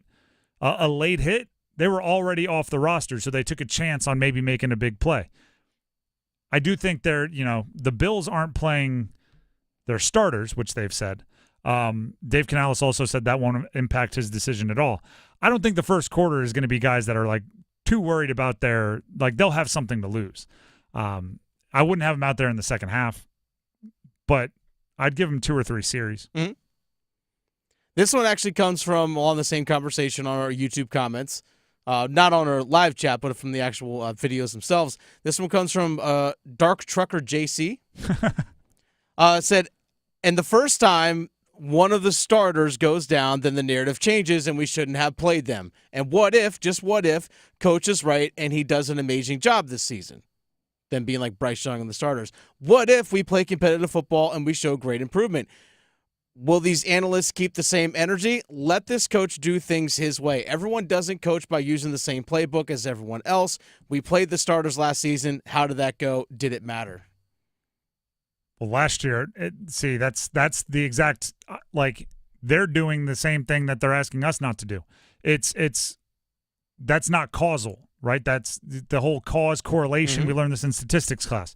Do you think last year was unsuccessful because they played their guys in preseason?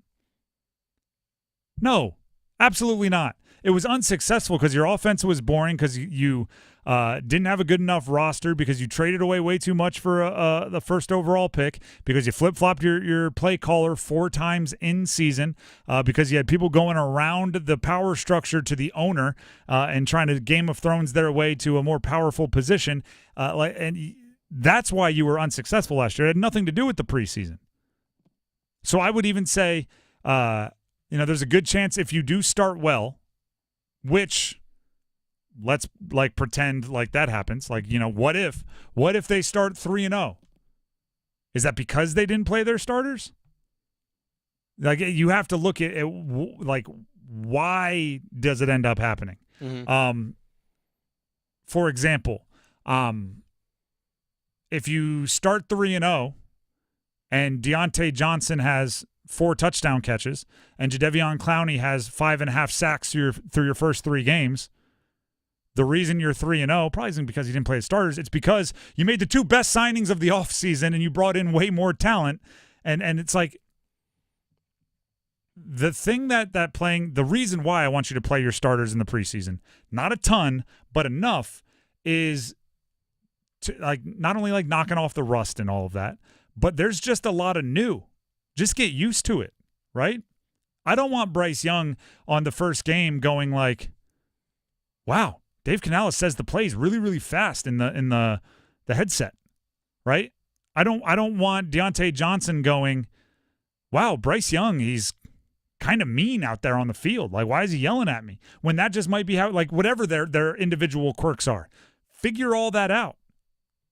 Again, if somebody gets hurt, it's a bummer. Don't get me wrong. And it stinks. And this roster doesn't have the depth. But you know what else stinks? A delay a game on the first play or in the first quarter of your first game because you don't have the rhythm of it down. You know what else stinks? Somebody getting hurt in practice. You know what else? There's a lot that stinks. Can't avoid it all. And I think that's where, in our last comment here from Feedback Frenzy, comes from PantherGal7399. We're all going to have to be I'm sorry, I'll start this over. We're all going to have patience and hope to God it pans out well for the team. Yes.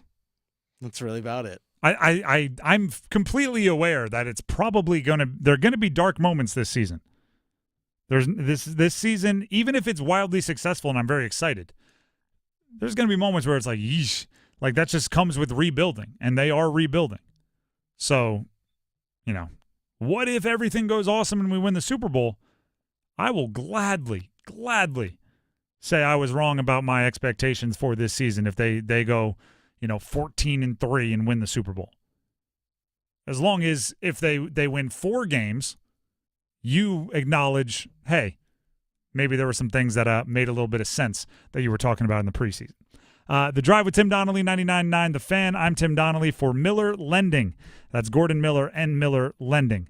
When you close on a mortgage with Miller Lending, it's important to remember that total they give you, that's your next monthly payment, is not the monthly payment that you're going to pay for 30 years, right? That's always what other lenders will let you know, right? Here's your 30-year mortgage. You're going to pay this every month until eventually you'll own the house 3 decades from now outright.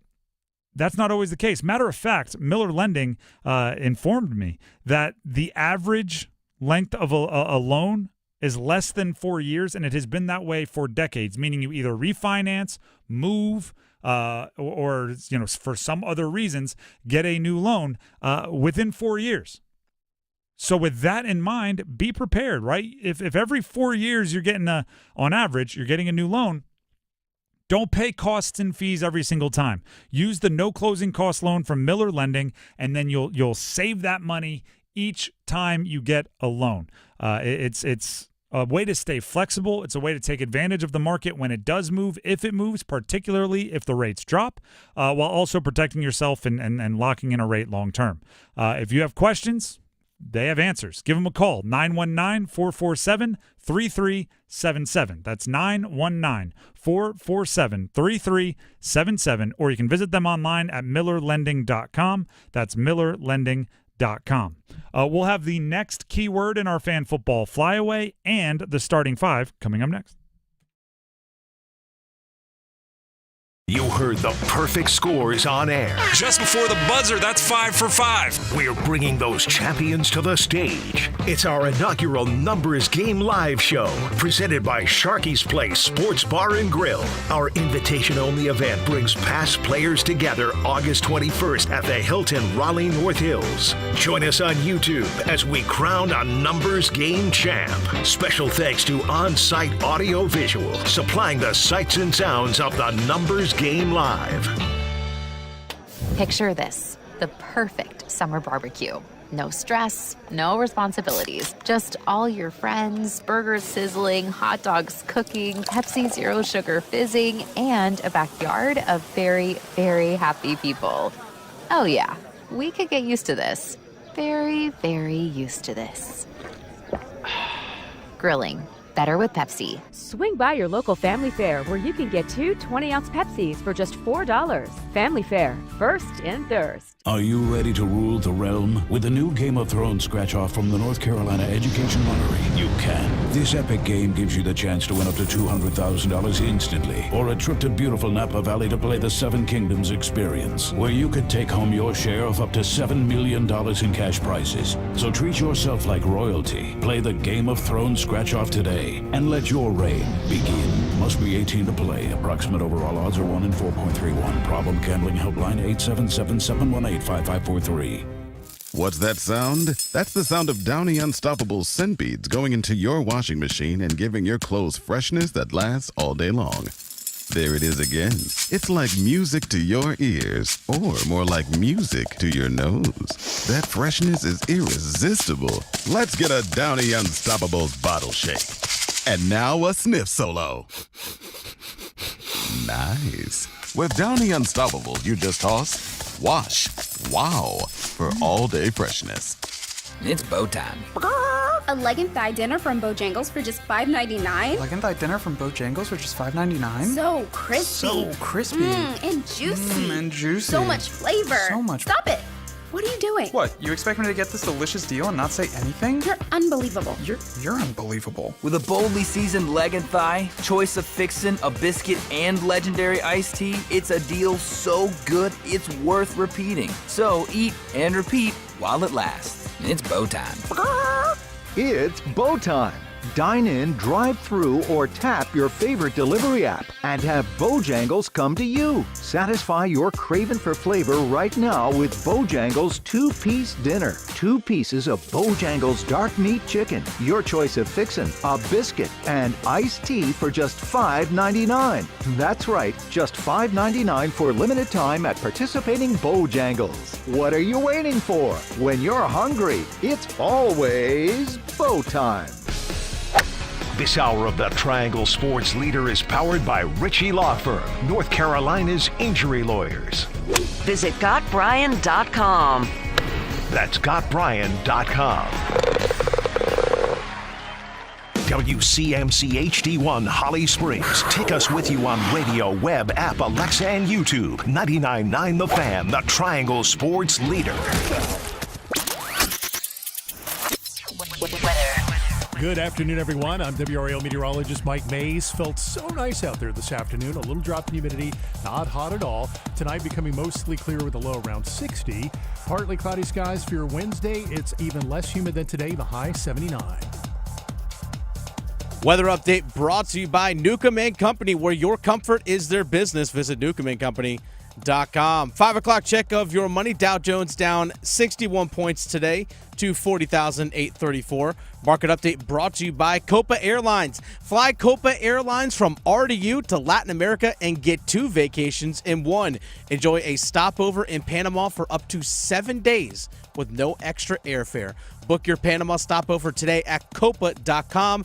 That is COPA.com. This hour of the drive brought to you by the Good Feet Store. Ready to step into a healthy and active lifestyle? Come to the Good Feet Store and experience the difference. Discover how a simple step can lead to a life of pain-free possibilities. It's 5 o'clock. Time to serve up the biggest sports stories of the day. Here comes your starting 5. The Drive with Tim Donnelly, 99.9 The Fan. At some point during the starting 5, as has become tradition, we will hit you with the 5 o'clock keyword in our fan football flyaway. But you have to pay attention. You never know when it's going to pop up on you. In the meantime, let's jump into the starting 5, starting with number 5.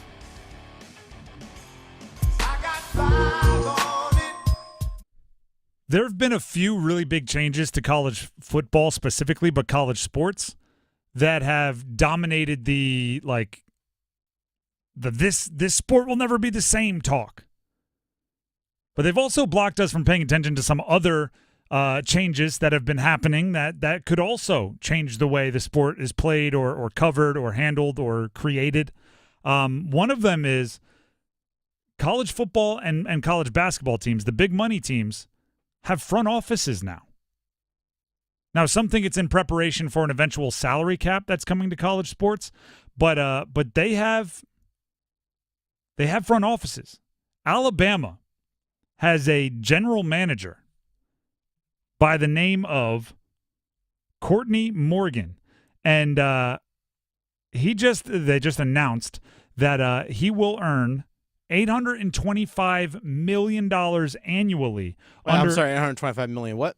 $825,000. Oh, okay. About to say $825,000 annually. Like y'all rolling with that kind of cash? Okay. And Alabama, you never know. That's true. They don't know how deep their pocketbooks actually are. There's a GM that's going to make $825,000 annually under a 3-year contract that makes him one of the highest paid front office figures in college football. I think it is the highest. Yeah, I actually think it vaults him from being the highest to even the more highest. Came with the coaching staff, that Kalen DeBoer staff from Washington, and he is running the behind the scenes, I guess, like taking things off the head coach's plate. Used to be what head coaches were asked to do, but now I guess there's too much, so they're going to GMs. I think a general manager basically is helping players get NIL deals, from my understanding, and all those different kinds of things, like handling the money side. The funny part is this GM for Alabama is kind of doing what I'm sure he's going to hate the players do to him. So in February, when they came over from Washington, he agreed, and the initial contract that he signed with Alabama was finalized in February for a annual base salary of $500,000. There was some conversations that took place between USC and this GM as they attempted to hire him away to a similar position at USC, and suddenly Alabama had to pay $325,000 more per year to keep him. People get really mad when players do that, don't they? When you're Stud defensive player hits the portal and says, I'll come back for the right price. Everybody gets real mad at the player, don't they? Well, Alabama's GM just did it to Alabama. I don't think anybody can get mad when somebody else does it to Alabama. If Jalen Milroe wanted to hit the portal and say, actually, Ohio State's offering me X, Y, and Z, Alabama, you better bump up your offer. They better take that as business as usual because their front office is doing it to themselves. Also, another thing that's changing, this is hilarious. Oklahoma State football players will wear QR codes on the back of their helmets. Oh, really? That link to the general team fund. Once you scan it, it'll take you to the site kind of looks like what they spin you on the iPad when you order food and they want you to decide a tip. Okay. And there's buttons that say 10%, 20%, 30%, 40% custom. It's going to just say $100, $200, $300, $1,000, $5,000, and you just tap it and it'll send your I'm assuming Apple Pay or something or whatever Android PayPal has action to the general fund for the team. Which is all NIL, right? We'll go to their NIL. We'll go towards maybe raising other NIL money, throwing events. I don't know. But that is absurd. Do you know what that is? And I have this thought a lot. Have you ever been driving down the highway and you see a SUV and on the side it says Brittany's Bachelorette with a Cash App name? If you want to buy us drinks, here's the I've Cash never App. seen that You've before. never? Oh gosh, no, I've not. But now I know what I'm doing for my birthday next year. No, I'm always no. Nah, doing it. I'm not sending some have a good time, ladies. And you just no. If you're buying a drink at a bar and there's a group and you're a guy or you're a lady and you're interested in the other group, all right. You can't just ask for free money to go have a good time. I guess you can if it's on the back of a college football helmet.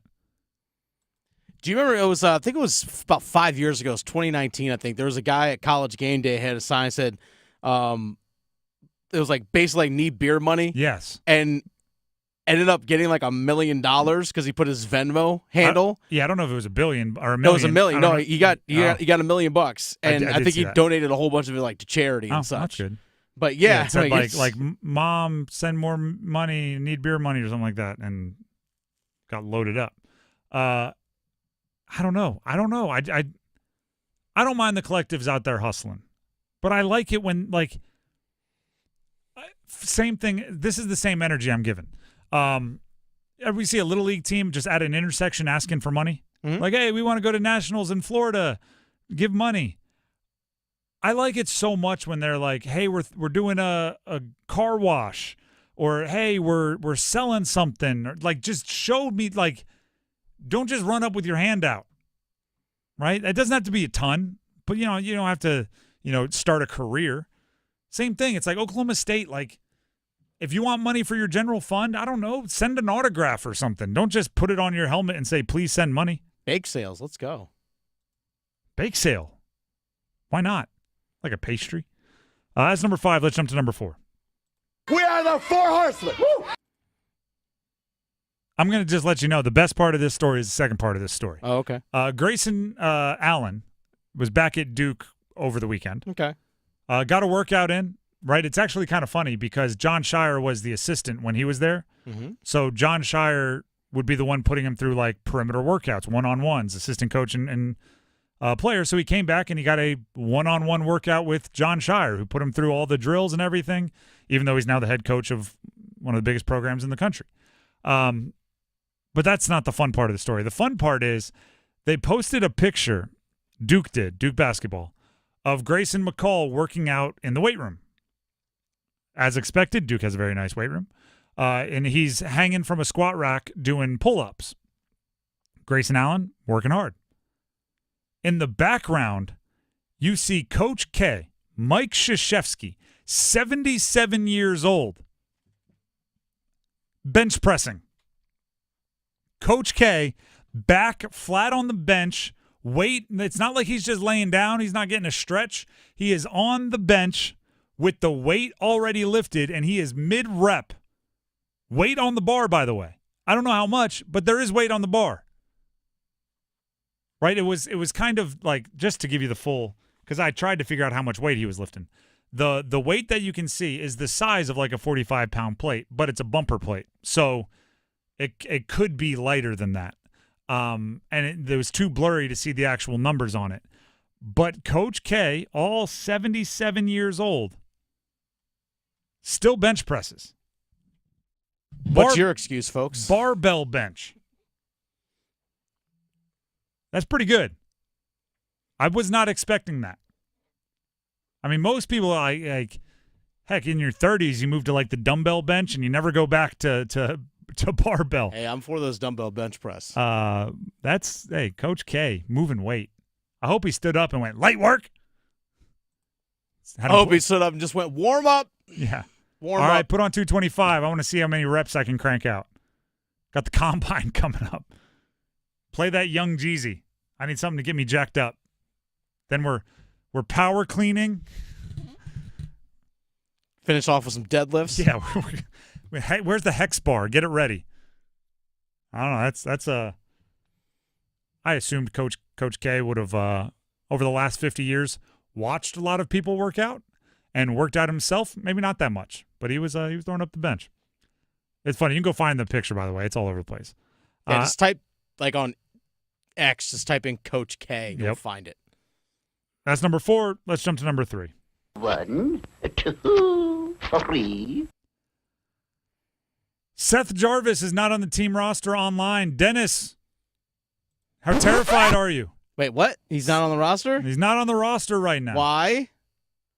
You want me to? Yeah. It's because he doesn't have a contract for next year. Okay. Because he's a restricted free agent. Okay. And because that's what you do, apparently, at this point in the offseason when a restricted free agent doesn't have a contract signed yet. Oh, you just take him off the roster. Yeah. Okay. Literally nothing has changed between yesterday and today. It's just the roster. It's the time where they take him off. That happened for every restricted free agent that doesn't have a deal throughout the league. It doesn't signify that any deadline is passed. It doesn't signify he's any more or less likely to be on the team next year. It doesn't signify anything other than he's a restricted free agent and he has not signed a deal. With that being said, he has not signed a deal. No news is no news. That's all I got. That's number 3. Let's jump to number 2. Just the two of us. Maalik Murphy is the starting quarterback for the Duke Blue Devils. It is starting quarterback naming season, and Manny Diaz and the Blue Devils announced yesterday on social media that Maalik Murphy will be their starting quarterback. We talked extensively about what Maalik Murphy means to their program moving forward, both as the big recruit that chose them out of the transfer portal and now as their starting quarterback moving into next year as they usher in the Manny Diaz era. There's another side of this, and that side is Grayson Loftus. Grayson Loftus earned a lot of respect last year, both from the media, from us on the outside, and I assume players on that team, because people forget Duke actually had high expectations once the first part of that season kind of got underway. And then they went to their backup, which was Henry Beelan, and he gets hurt, right? Because Riley Leonard got hurt, then the backup gets hurt. They went to the third stringer, which was a freshman named Grayson Loftus. And was it perfect? Was it always the prettiest thing in the world? No. But he was out there making plays. And for every big hit he took, he stood back up. And for every tough play he made, he owned it. And Duke finished with some momentum after that season because of it, right? He really steadied the entire team while they were dealing with so many kind of outside tornadoes, right? All of the talk about Mike Elko, will he leave, will he not? They were still practicing and playing during all of those conversations. And Grayson Loftus was kind of the port in the storm, and now he's not the starter going into next year. And a guy like Maalik Murphy has years of eligibility even beyond this year. Grayson Loftus can't leave now because the transfer portal windows have already opened and shut. But if I'm Duke, I am re-recruiting that guy every day. Because you need a good backup quarterback, and a backup quarterback with experience is extremely valuable if and when Maalik Murphy gets hurt or if and when Maalik Murphy underplays. I mean, Grayson Loftus stepped in well after Riley Leonard went down. Yep. Took him a couple days or a couple games to get going, but filled him pretty admirably. Absolutely. And actually, he was the third string there. That's true. That's right. He was. So you do not want that guy to leave your program. And we've run through the stats in the past. There's not a great track record going on right now of power conference quarterbacks who have played moving to the bench and not transferring pretty darn their next opportunity. It happens often. Re-recruit him. Make sure he is seeing and feeling like he is getting something out of the season, like he is benefiting, like he is improving as a person, like he is setting himself up for future success, even if he's not on the field very much, because he's valuable to your program. Before we jump to number one, it's time for our 5 o'clock keyword in our fan football flyaway, sponsored by the fabulous Mandalay Bay Hotel, Atlantic Spas and Billiards, Buffalo Brothers, and Newcomb and Company. This hour's word is Pat, also known as PAT. Get it? We're sending you to go watch a football game, PAT. This hour's word is Pat, spelled P-A-T, point after touchdown, but just the word Pat, P-A-T. Text PAT to 919-860-5326. Then you will be entered to win a chance, or entered for a chance to win a trip for two to Las Vegas, where you'll see Carolina play football against the Silver and Black. You'll have the flight, the room, some food money, and the game, of course.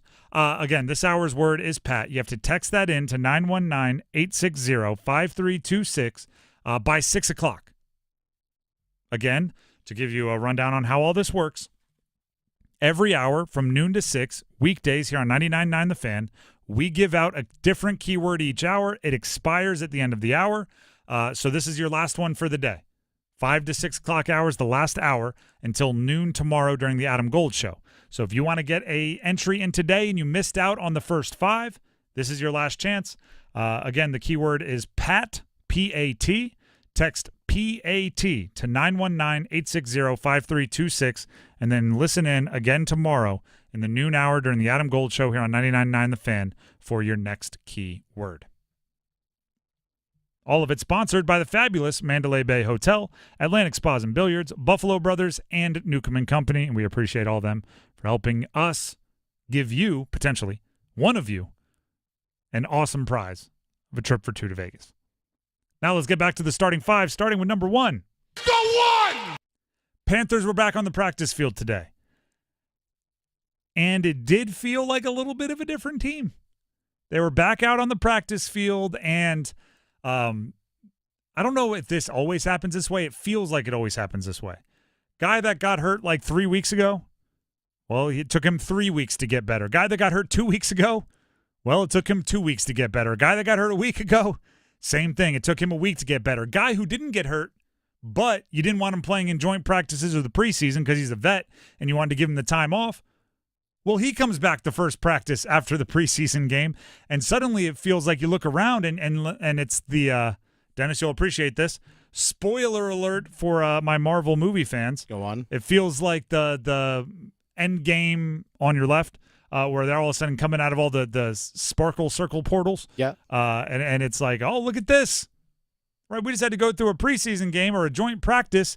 We didn't have anybody. Oh, now we're Avengers Assemble is what you're saying. Exactly. That's the word I was looking for. Yes. Avengers Assemble. Now all of a sudden it's like Jadeveon Clowney back, Deontay Johnson back, Xavier Legette back and participating.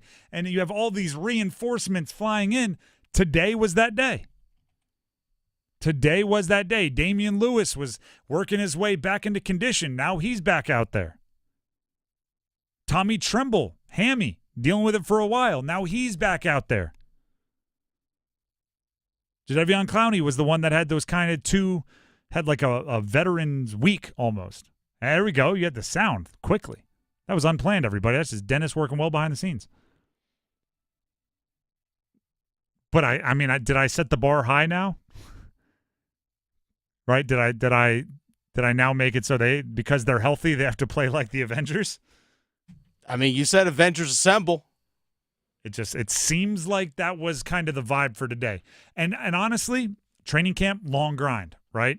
Anyone that's been through any kind of preseason camp, long grind. There is something, like you look for anything to get the energy up. Like that's why coaches do the rookies have to sing, right? Get everybody laughing, get their energy up. That's why, you bring an ice cream truck to after practice, right? You see coaches do that kind of stuff, just anything to get the energy up. Seeing like a beloved team leader put the pads back on after being out with an injury for a while, that gets the hooting and hollering pretty good. All right, that gets everybody pretty riled up, and it seemed like that was happening today. So that's very good for the Panthers. Now, right, like, for all the good energy you can bring, you have 19 days till regular season, week 1. So just auto-tuned to saying preseason. 19 days to the opening of the regular season for the Panthers. And, if you're just getting healthy now, you got to use those 19 days very, very, very well, right? If Deontay Johnson, if you were very cautious with him returning from whatever boo-boo or ouchie he had, now that he's back and he's running routes and he's playing, him and Bryce Young need to make sure they know each other like the back of their own hands. All of that needs to happen, and you have, like I said, 19 days to do it. And stay healthy, but can't always choose that. The Drive with Tim Donnelly, 99.9 The Fan. Want to let everybody know about Capital Financial Advisory Group. I'm Tim Donnelly for Capital Financial, and of course that means Coach Pete. Here's the deal. The life insurance that you thought you knew, your parents' version of life insurance, like the first version that's been explained to you, that's a thing of the past. Coach Pete can help you embrace game-changing amendments and innovations to the world of life insurance that can actually change the way you plan for retirement, right? It's all about getting you along that path to retirement. This can help. Get this. Coach Pete tells me you could use the death benefit from your life insurance to pay for any long-term care expenses. And here's the best part. That can be tax-free. It's one of the many benefits of the new generation of life insurance. Coach Pete and the fiduciary planning team at Capital Financial can walk you through not only life insurance, but all of the things that are changing within the life insurance industry to make sure you're getting the plan and it's helping you with your retirement as much as you possibly can. I can walk you through it for the best way to put your policy to work for you and your financial future. Call right now, and Coach Pete will walk you through, as well as hook you up with a copy of one of his best-selling books. But you need to be sure to tell him I sent you, right? That's how it works. Say, hey, Tim told me to call. What number did he tell? Well, I'll tell you what number I'm going to tell you to call. It's right now, 800-691-3215, 800-691-3215. Or if you're more a texter than a caller, that's fine. Just send a text of my name, T-I-M. That's all it has to say, to 600-700, and they'll know what you're looking for. That's T-I-M to 600-700, and they'll know what that means. We need some numbers game contestants. We're just giving stuff away all day today. We need 2 numbers game contestants. With the winner of the numbers game, they'll win a Sharky's Place gift card. Sharky's with back-to-back-to-back-to-back wins for best wings in the triangle. Voted best sports bar, quite possibly the best neighborhood bar in the world, Sharky's. If you want to play the numbers game, you got to call 919-860-5326. We need 2 contestants. 919-860-5326. Numbers game next.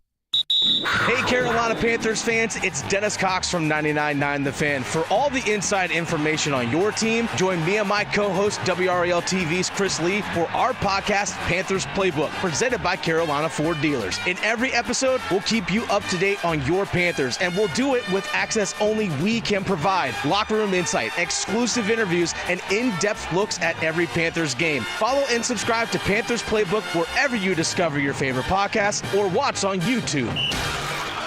Experience our Raleigh tradition. Head to Amedio's Italian Restaurant, a family favorite for over 60 years.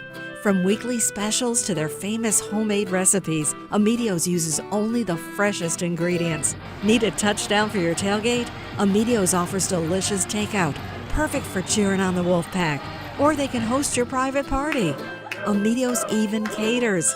Amedio's Italian restaurant, Raleigh's Taste of Italy since 1963. Visit amediosrestaurant.com for details. Hey, John, why so glum? I just got let go. The company's downsizing. This is the third time in the last 2 years. I'm done with this. Have you thought about My Computer Career? I've heard they can train you for a career in IT in just a few months, including cybersecurity and the basics of AI. And you don't need prior training or experience. Now that's a recession-resistant career. Wow, thanks. I'll check them out. Go to mycomputercareer.edu and take the free career evaluation. mycomputercareer.edu. Financial aid is available for qualified students, including the GI Bill. See if you're a winner every night. Watch live lottery drawings on WRAL TV's 11 o'clock news. That's right, Carolina Pick 3, Carolina Pick 4, and Carolina Cash 5 numbers every night on WRAL TV's 11 o'clock news. See if you're a winner before you go off to bed. Get your lottery numbers live every night. North Carolina Education Lottery. Only on WRAL TV's 11 o'clock news. Theater Raleigh presents Bull Durham, a new musical playing Reynolds Industries Theater in Durham, September 10th through the 22nd. Based on the classic movie, follow Crash Davis and his Durham Bulls story in a new genre. Details and ticket info at theaterraleigh.com. We buy any car. Why sell your car at WeBuyAnyCar.com? Because selling it yourself can be, well, you know. Okay, I'll give you half now. And? No, and just half. What? Avoid the hassle. Come to We Buy Any Car instead. Get in, get out, and get paid at a fair price. Yeah, I can't do half. I could probably bump it up to like 50%. Just go. Okay. Get your free online valuation now at We Buy Any Car. The Renegades. Sticks. The Jukebox Heroes. Foreigner. With very special guest, John Waite.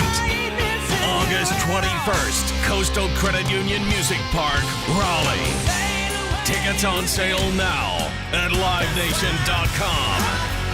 Sticks and Foreigner. The Renegades and Jukebox Heroes Tour.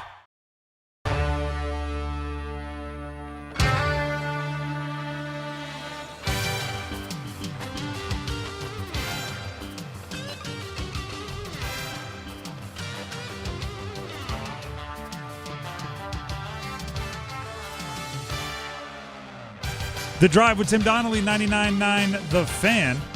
It is time to play the numbers game, one of my favorite parts of the day. By the way, tomorrow is the numbers game live, 7 p.m. Let's go. YouTube Live. I can tell you how excited we are, like, internally here at the station. So I hope you all out there are just as excited. It's going to be a really, really fun event. Numbers game live tomorrow, 7 o'clock. I'll give you more details after we play today's version of the numbers game. We have Michael in Roxborough, John and Clayton on the line, getting ready to play. Michael in Roxborough, we have to decide who goes first, so we're going to ask a question here. Are you there? Yes, sir. All right. Here in the studio, we have the Little League World Series on, and a lot of times when the players are introduced, they say, like, favorite athlete. So my question for you is, let's go back to 12 years old. When you were 12 years old, who was your favorite athlete? And why? There's only one right answer, LeBron James. All right, and why is that? That's just who I watched. I know a lot of older guys watched Michael Jordan playing growing up, and I watched LBJ. All right, there you go. Confident answer. John and Clayton, we're going to you with the same thing. If you were 12 years old, you're in the Little League World Series, and they say, who's your favorite athlete, who would you have said at 12 years old? Well, I'm 65 years old, so I would have said Frank Robinson. I'm from the Baltimore area, and number 20 was my guy all growing up. I can tell you right now, my wife and her entire family's from Baltimore. They would pick you if they had the power here. Well, maybe fortunately, Dennis is the one that gets to make the choice. So, Dennis, LeBron James or Frank Robinson? Frank Robinson's a great pull. It is. I'm going to go Frank Robinson on this one. There you go. I mean, for people that were 12 when LeBron started coming into prominence, it's hard to argue against that, too. To be honest, seriously. Yeah. No, I completely get it. You don't even have to be that much younger. Like if you're 12 when LeBron was 16, he was already like a celebrity that everybody was very excited about. So, Michael, you sit on the line and wait. You'll have your chance, but John and Clayton gets to go first. John, are you there? I am here, and I was just telling my son how someone blew it yesterday with Steph Curry, so I'm getting ready to blow it for him. All right.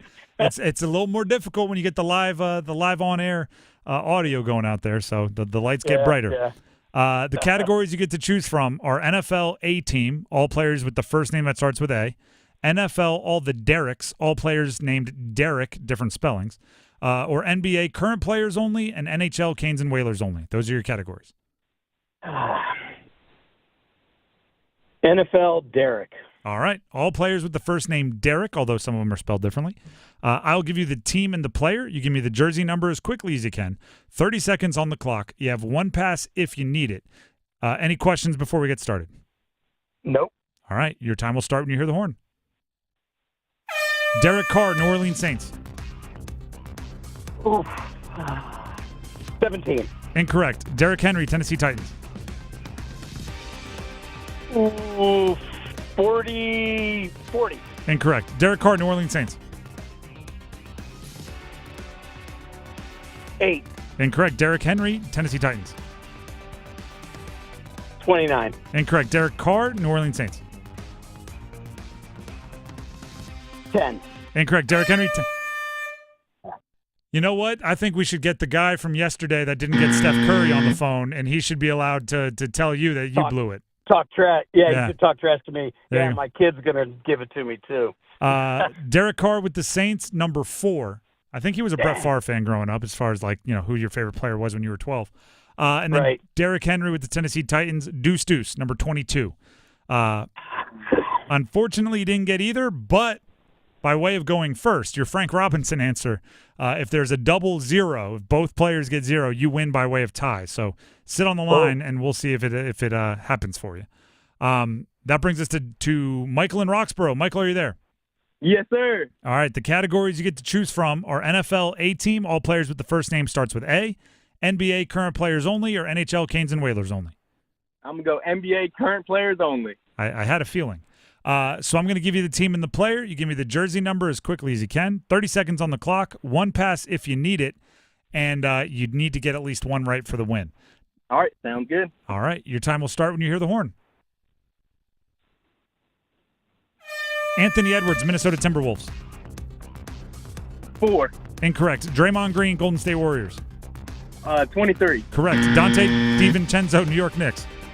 7. Incorrect. Anthony Edwards, Minnesota Timberwolves. 6. Incorrect. Dante DiVincenzo, New York Knicks. 21. Incorrect. Anthony Edwards, Minnesota Timberwolves.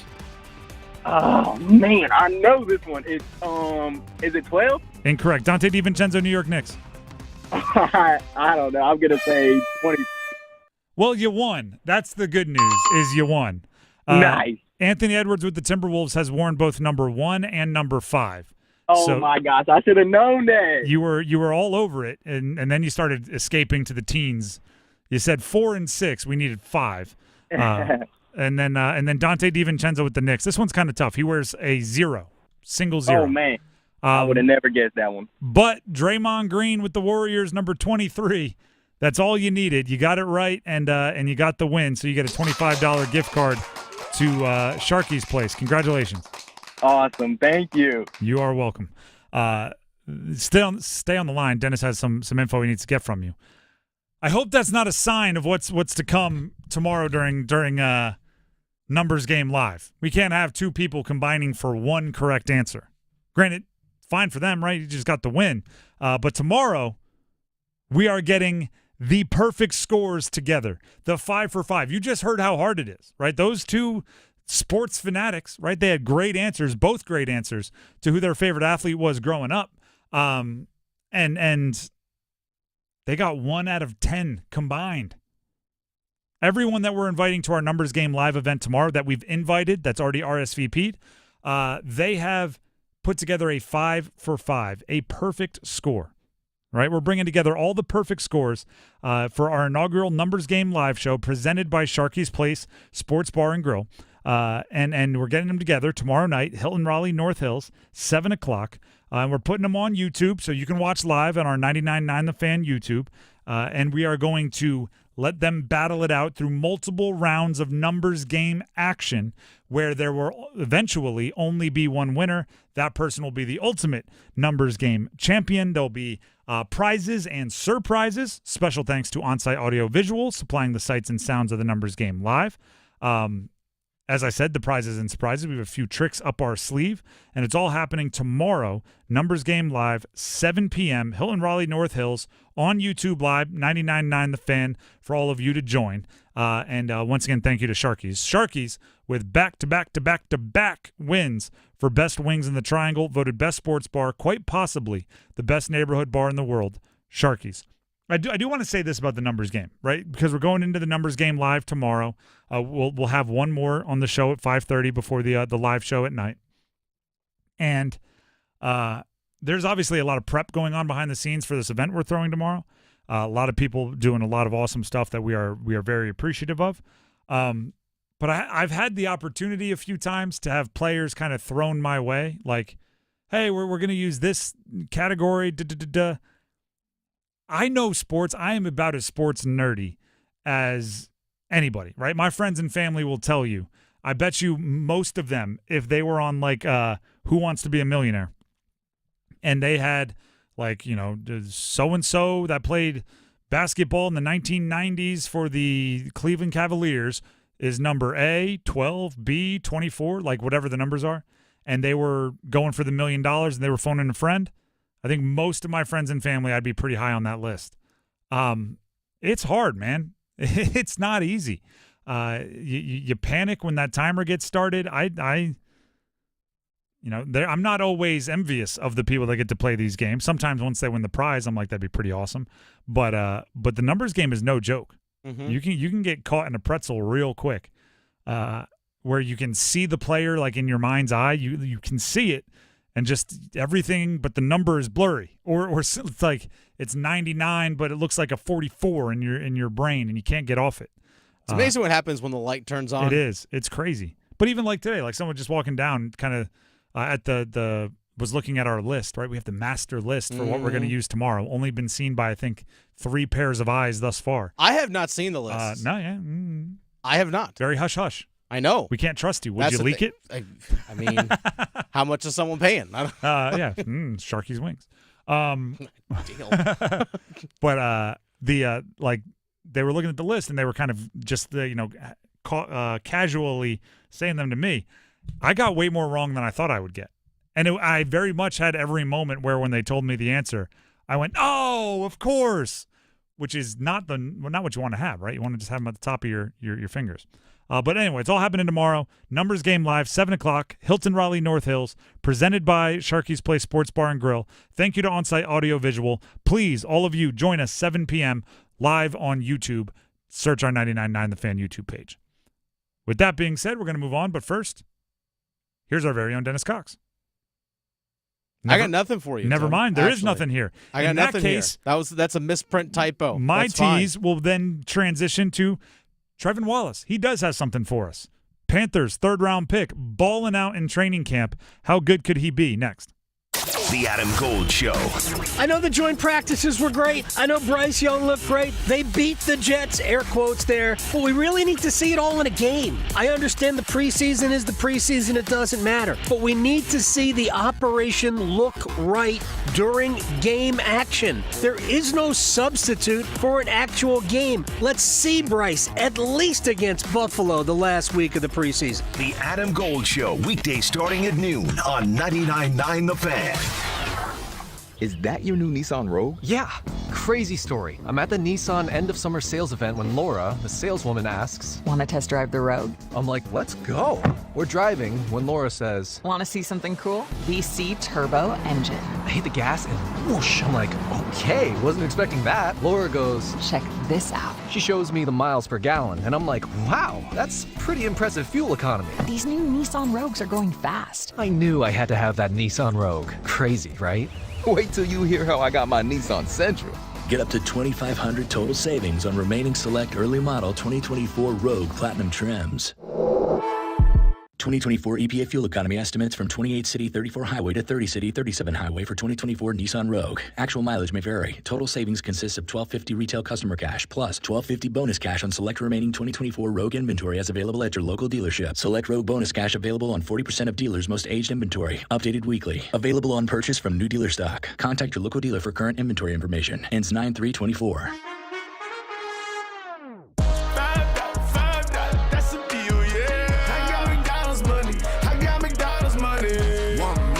To make me feel better. All I wanna know is, can I get her? Juicy double patty, the McNuggets so crisp, and the fries go to yellow. Yeah, McDonald's don't miss. Yeah, order the app or the drive-through quick. Yeah, $5, that's a deal. Yeah, I got McDonald's money. I got McDonald's money. Veterans, did you know VA mortgage rates have plummeted and you can now access up to 100% of your home's equity and turn that into cash right now? Hey, it's Roger Moore, President and CEO of Loan Pronto, announcing our VA Equity Advantage program. This VA offer can get you $50, $70, $100,000 cash out with no junk fees and no hassle, with APRs in the fives. You can pay off all those credit cards, personal loans, car loans, and get one easy-to-manage payment. Veterans we help save on average $850 per month. And listen, if you're a veteran with a current mortgage rate over 6.25%, we can do a streamlined refinance with no income verification and no appraisal, saving you hundreds a month. At Loan Pronto, we respect what you've done for our country, and we show it. Call now and ask about our special VA Equity Advantage program. 919-381-1760. 919-381-1760. LoanPronto.com. 919-381-1760. Equal housing lender. NMLS 166-1781. Subject to lender approval. NMLS ConsumerAccess.org. Paid for by government. Did you hear? A secret hoard of 1932 $10 gold Indian coins have been found. These gorgeous 1932 gold coins are as bright and shiny as the day they were struck, and less than 500 of these gold coins are available. Coin experts are calling the secret U.S. gold coin discovery a once-in-a-lifetime opportunity, and you can own a piece of the hoard. When you call, you are guaranteed a 1932 dated gold coin featuring Lady Liberty with an Indian war headdress and a majestic eagle. With limited availability, you must call now. These 1932 dated gold coins are still in uncirculated condition with brilliant luster. That is 92 years of history you can hold in your hand. To learn more, call 1-800-495-6468. Call now and you'll receive a free bonus over a $55 value, free with every order. Call 1-800-495-6468 now to secure your 1932 $10 gold Indian coins before they sell out. Don't wait. You must act fast. Call now.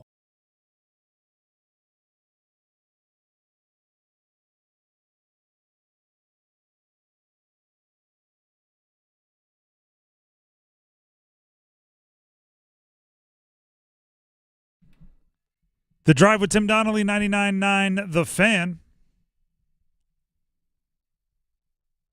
I'm Tim Donnelly, Dennis Cox producing the show, and Trevon Wallace.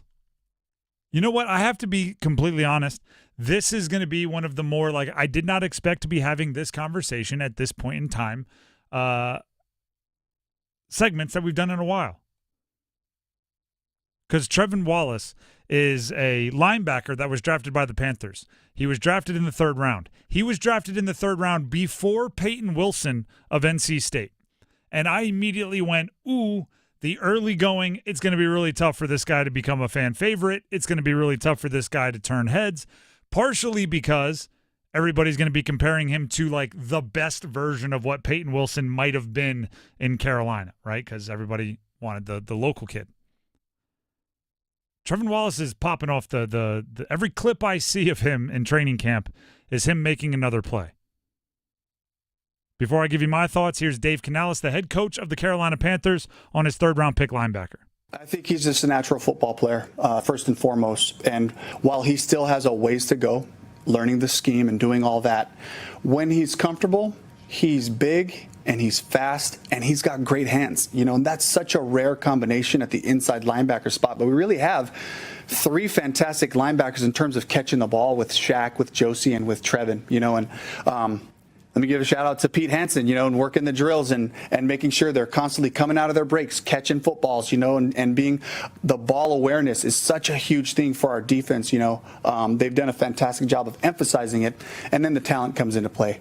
So he has great eyes with his QB's intentions and finishing on the ball. He's been really good. And do you know what? It's the maybe the surprising part is it's been the athleticism that stood out, right? He had another interception today. He intercepted Andy Dalton. And, as somebody that's like constantly refreshing their feed and constantly looking for more information about Panthers training camp, I saw Trevon Wallace with another good interception of Andy Dalton. He got Aaron Rodgers with an interception back during joint practices. I was like, all right, cool, like that. Then they posted the video, and I went, oh, this is an interception that not many linebackers, I believe, would make. He had to it's like a line drive going right over the shortstop's head, and he had to leap up to make the catch, and almost, if he doesn't get it, the ball was still going to travel probably 5 or 6 yards to the guy behind him. Like he was monkey in the middle, catching it in the middle, right? You know what I mean? When you're playing the little schoolyard game. It's an athletic interception. And that always is something that I never depend on, right? We have our athletic, I love the Athletics puts out a list of freak athletes every year in college football. We always know who runs like the best 40 time, who has the best shuttle drill times, the highest vert. But I never assume that just outright athleticism will translate to an NFL field. I've seen too many people throughout my time around the sport be the fastest, biggest, strongest guys. They get on a field and suddenly I'm like, where'd all the speed go? Or vice versa, right? Somebody who I swear on like a Wednesday runs a 4.85 40. And then as soon as we get to game day on Saturday in college football, they run like a 4.37. I'm going, this just doesn't make sense. Right? So I never assume that like raw athletic testing numbers are automatically going to translate to the NFL. Wallace is. Right? He's game fast. He's game athletic. Right? Every step you go up, it's harder to look like the most athletic guy on the field, especially when it comes to football. I love when you go watch like a true pocket passer quarterback. Well, I'm talking about like a statue, right? Go watch like Eli Manning's high school football highlights. And I guarantee you he has a couple like 20 or 30-yard runs in there. And it's just because like the worst athlete in the NFL, still pretty good athlete. Still professional athlete. Yeah. Yeah. Like he may be Eli Manning when he's being chased by Ray Lewis, but he's also Eli Manning when he's back in high school. So if you're watching like someone's highlight tape and it's like, yeah, great high school highlight tape, let's see if it translates to college. Then you go to college and it's like Johnny Manziel was an unbelievable athlete in college. Didn't really have all those magic Manziel plays with the Browns, did he? Right? Because, well, everybody gets like, a 2/10 faster in the 40, and suddenly all that little squirrely stuff he would do in the pocket wasn't working. So Trevon Wallace was drafted with the idea that he is an athletic linebacker. He's going to be able to drop into coverage. He's going to be able to play sideline to sideline. I had a very hard time thinking I would be impressed with his ability to do that, knowing that draft pick could have been Peyton Wilson, who I know can do all of that. But instead, all Wallace has done is make plays. All Wallace has done is got his hands on the ball. You haven't really heard of him making the rookie mistakes. Now, obviously, the team wouldn't advertise them, but you aren't seeing them in 11-on-11. You aren't seeing them in the joint practices. Another interception, but it's not just an interception. Right? I kind of said this about who got the interception. Was it Damani Richardson that got the interception on Saturday? Yes. Great interception. Love it. Got to catch it. That was as much about the overthrow by the quarterback as it was the play by the defense. Wallace's interception was like, there's probably some quarterbacks that here's the best way I can put this. The plays Wallace is making aren't just mistakes by the offense. right? You want your defense to take advantage of every mistake the offense makes, but you also want them to make plays of their own. I always talk about as a quarterback, right? I played quarterback. There were certain passes that I threw. Hopefully, the longer and longer we get away from my career, the more and more these ones fade from my memory. But it's like as soon as it left your fingertips, you're just like, nope, that's a terrible decision. Mm-hmm. I should start getting in position to make a tackle. Right, the ball's still halfway there, and you're already jogging like an angle to get the guy hopefully before he scores. And then there's interceptions where you let it go, and you're like, that's a dime. That's gonna be a good ball, and like a player just makes an unbelievable interception, and you're like, whoa, where did he come from? Or how did he get his hands on that? Wallace has made a few of those where I think the quarterback let it go, going like, man, there's a chance for a pretty good completion. What? Where did he come from?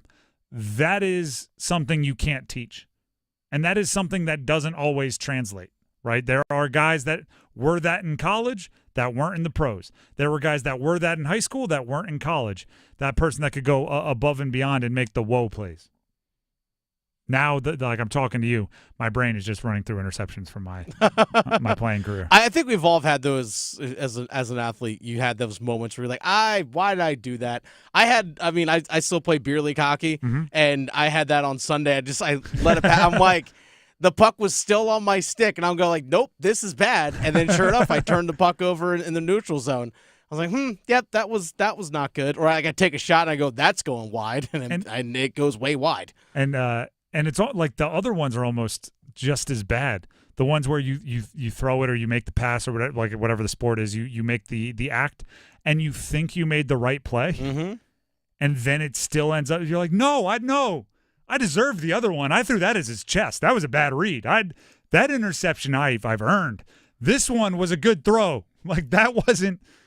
Oh man, you just made a great play, right? And then you just got to tip your cap and walk away.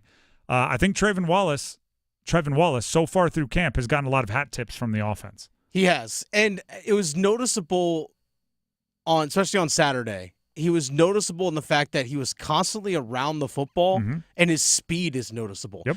That's one thing that will always translate whether you're playing against first or second string, or it doesn't matter. Like, fast is fast. And the guy's fast on the football. Simple as that. The dude has speed sideline to sideline. I can see why Dan Morgan drafted him. Now, again, there's a whole thing like Peyton Wilson was still there. We all know that Peyton Wilson wasn't drafted because his injuries. That's simple as that. But I'm telling you, looks like they found somebody. Looks like they found a player. 40-yard dash time, I just looked it up for Trevon Wallace, 4.51. Yeah, that's fast. That's real fast for a linebacker, particularly a linebacker that also weighs in at 237 pounds. That's moving. But I will say this. Again, I've said it at the beginning, but I'll say it again. Not everyone that runs a 4.51 at the combine plays like they run a 4.51 on a football field. Trevon Wallace runs a 4.51 at the combine, might play like a 4.45, at least so far through training camp. As much as I can be excited about somebody who is still 19 days away from their very first regular season NFL game, who was a third-round pick, I'm that for Trevon Wallace, which is impressive. And it's a good sign that they're finding those guys in the third round. If they can do that consistently, your roster will improve exponentially year over year over year. So it's a good mark on Dan Morgan as well. Which also, Dan Morgan getting a linebacker right, like I would hope. Yeah, it's kind of like, does Whitney Houston know what a good singer sounds like? Like it's kind of right down Main Street, right? Right? That's a fastball across the heart of the plate. Now let's see if Dan Morgan can draft receivers, right? Let's see if he can draft quarterbacks. We'll see. Hopefully not for a long time on that one. The Drive with Tim Donnelly, 99.9 The Fan, coming to a close here. But don't forget, few things. Tomorrow, 7 o'clock, YouTube Live, Numbers Game Live. We're putting some work into it. We really want you to enjoy it. This hour's word, you still have about 5 more minutes to text in, is PAT for the Fan Football Flyaway. Text it into 919-860-5326 within the next 5 minutes. You might win a trip for 2 to Vegas. And Overdrive is coming up next here on 99.9 The Fan. We're talking about the UNC North Carolina secrecy around their depth chart. We had that conversation earlier today, and you'll hear it again coming up next to start Overdrive. Other than that, we'll see you tomorrow at 3 for more of The Drive. Until then, have a great night, everybody. See ya.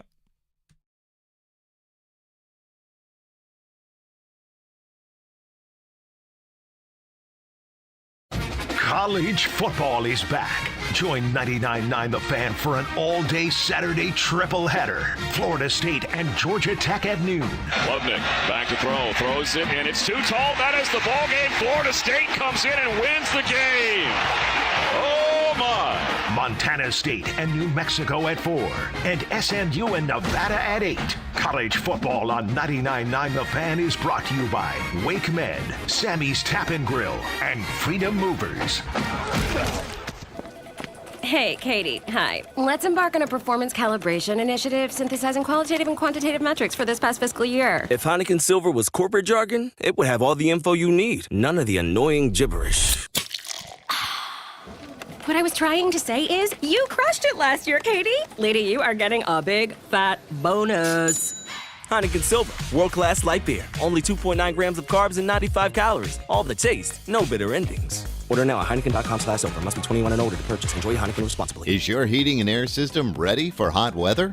Call Newcomb & Company today to schedule a routine maintenance and ensure your system is operating at peak performance. Become a Comfort Contract customer to receive priority service and a 15% discount on service calls and repairs for HVAC and plumbing work. Newcomb & Company has served the area as a Carrier Factory authorized dealer for more than 3 generations. Turn to the experts today. Call 919-862-3000 or find us at newcombandcompany.com. Newcomb & Company and Carrier. Your comfort is our business. Getting quality employees to fill positions in your company is essential, but finding those people can be a major hassle, unless you use ZipRecruiter. ZipRecruiter makes finding quality people a breeze. And right now you can try it for free at ZipRecruiter.com/free.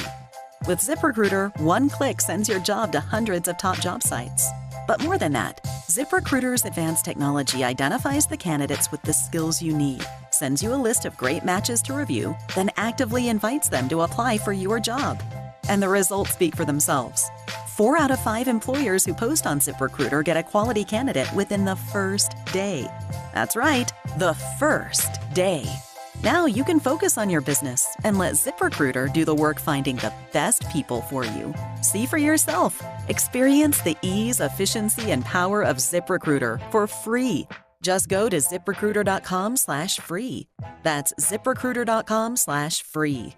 ZipRecruiter.com/free. This is an announcement to all United States vehicle owners who own a 2003 or newer vehicle with a manufacturer's warranty about to expire, or no warranty coverage at all. With a struggling economy and the cost of living on the rise, Endurance is now offering an affordable, low-cost vehicle coverage plan to the general public. As of today, you could be one of millions of drivers that now may qualify to have your vehicle protected under this coverage and have all future covered auto repairs paid directly to the repair shop for you. You pick your plan. You pick your deductible. You even pick the repair shop. Roadside service, towing, and rental coverage is included. Get your vehicle protected now and save your wallet from costly vehicle repairs. A toll-free number has been established for you to call for your free 5-minute quote and to see if you qualify. The number to call is 800-298-9383. 800-298-9383. Again, that's 800-298-9383. Coverage, deductibles, and claims may vary. For details, go to endurancewarranty.com. Celebrate the month of August with Zero Res and get 3 rooms of carpet cleaned starting at just $115 and take 25% off your air duct cleaning on top of that. Visit ZeroResRaleigh.com or call 919-995-0000. This hour of the Triangle Sports Leader is powered by Ritchie Law Firm, Raleigh's injury lawyers. Visit GotBryan.com. That's GotBryan.com. WCMC HD1 Holly Springs. Take us with you on radio, web, app, Alexa, and YouTube. 99.9 The Fan, the Triangle Sports Leader. 6 o'clock, check of your weather here on 99.9 The Fan. Absolutely gorgeous night tonight. Temperatures tonight around 60 degrees. Tomorrow, even less humid, high around 80 degrees. An absolutely gorgeous day. Weather update brought to you by the Good Feet Store. Ready to step into a healthy and active lifestyle? Come to the Good Feet Store and experience the difference. Discover how a simple step can lead to a life of pain-free possibilities. 6 o'clock. Time to shift into overdrive. All highlights, no filler. As we run it back from the drive with Tim Donnelly. We're talking about UNC and their depth chart mystery. There's an often criticized part of sports where you throw in, it's kind of tempting to talk like military or war analogies, right? We're going to battle, we're soldiers, and it's not always the best way to equate what you're trying to say. But I do think a lot of times everybody gets caught up kind of in that, as if like the game is war. And you have to do absolutely everything, and you got to be secret, and you got to speak in code, and right. You hear guys, coaches worried about leaks and moles, and I think it was Peyton Manning that even said when they were having like strategic conversations in the locker room if they were playing at the Patriots, they would like turn on all the showers and go speak near the showers in case they were bugged. Well, that makes sense. Yeah, I mean, it's either a good joke now or a hilarious thing that they actually did. But I think UNC might be falling into it with the whole I'm not releasing my depth chart, right? Yesterday we talked about what it could do to the confidence level of your quarterback, right? If you don't come out and name your starting quarterback until the day of the game, or even until the starters run out onto the field, and everyone's got to look to see what number jersey is lining up under center or in the shotgun. How that robs your quarterback at least a week of confidence building. But then I read an article from the News and Observer. And, sometimes I do get blinded looking at just quarterbacks. And they reminded me that UNC isn't putting out their depth chart at all, right? Because Minnesota didn't put out their depth chart, and that's who UNC plays first. And I'll be darned if you're going to have us put out our depth chart and you don't give us yours. As if they, didn't trade tape or something.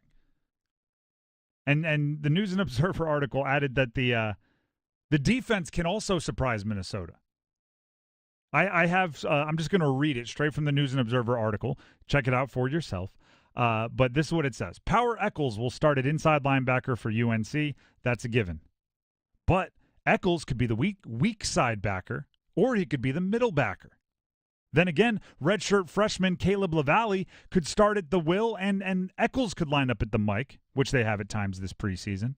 Or LaValle could back up Eccles at will, with sophomore Michael Short and freshman Ashton Woods being used at middle linebacker. And all of that is based on Amari Campbell. Will he play or not? If so, how much? He injured his hand during fall camp. He could be ready in Minneapolis, but no one is saying. Now this is me, Tim, talking on the drive. What are we doing here? You think you're going to really throw that much of a wrench into Minnesota's preparation by they don't know if you're going to have the redshirt freshman playing weak side backer or the true freshman rotating in at middle backer? Power Eccles is a very good player. I'm looking forward to seeing what Power Eccles can do this year as the featured piece of the linebacker core, which Cedric Gray was last year, and Power Eccles made a bunch of plays even not being the featured piece of the linebacking core. But I don't think Minnesota is worried about who's lined up where, as long as they know where they're going to line up.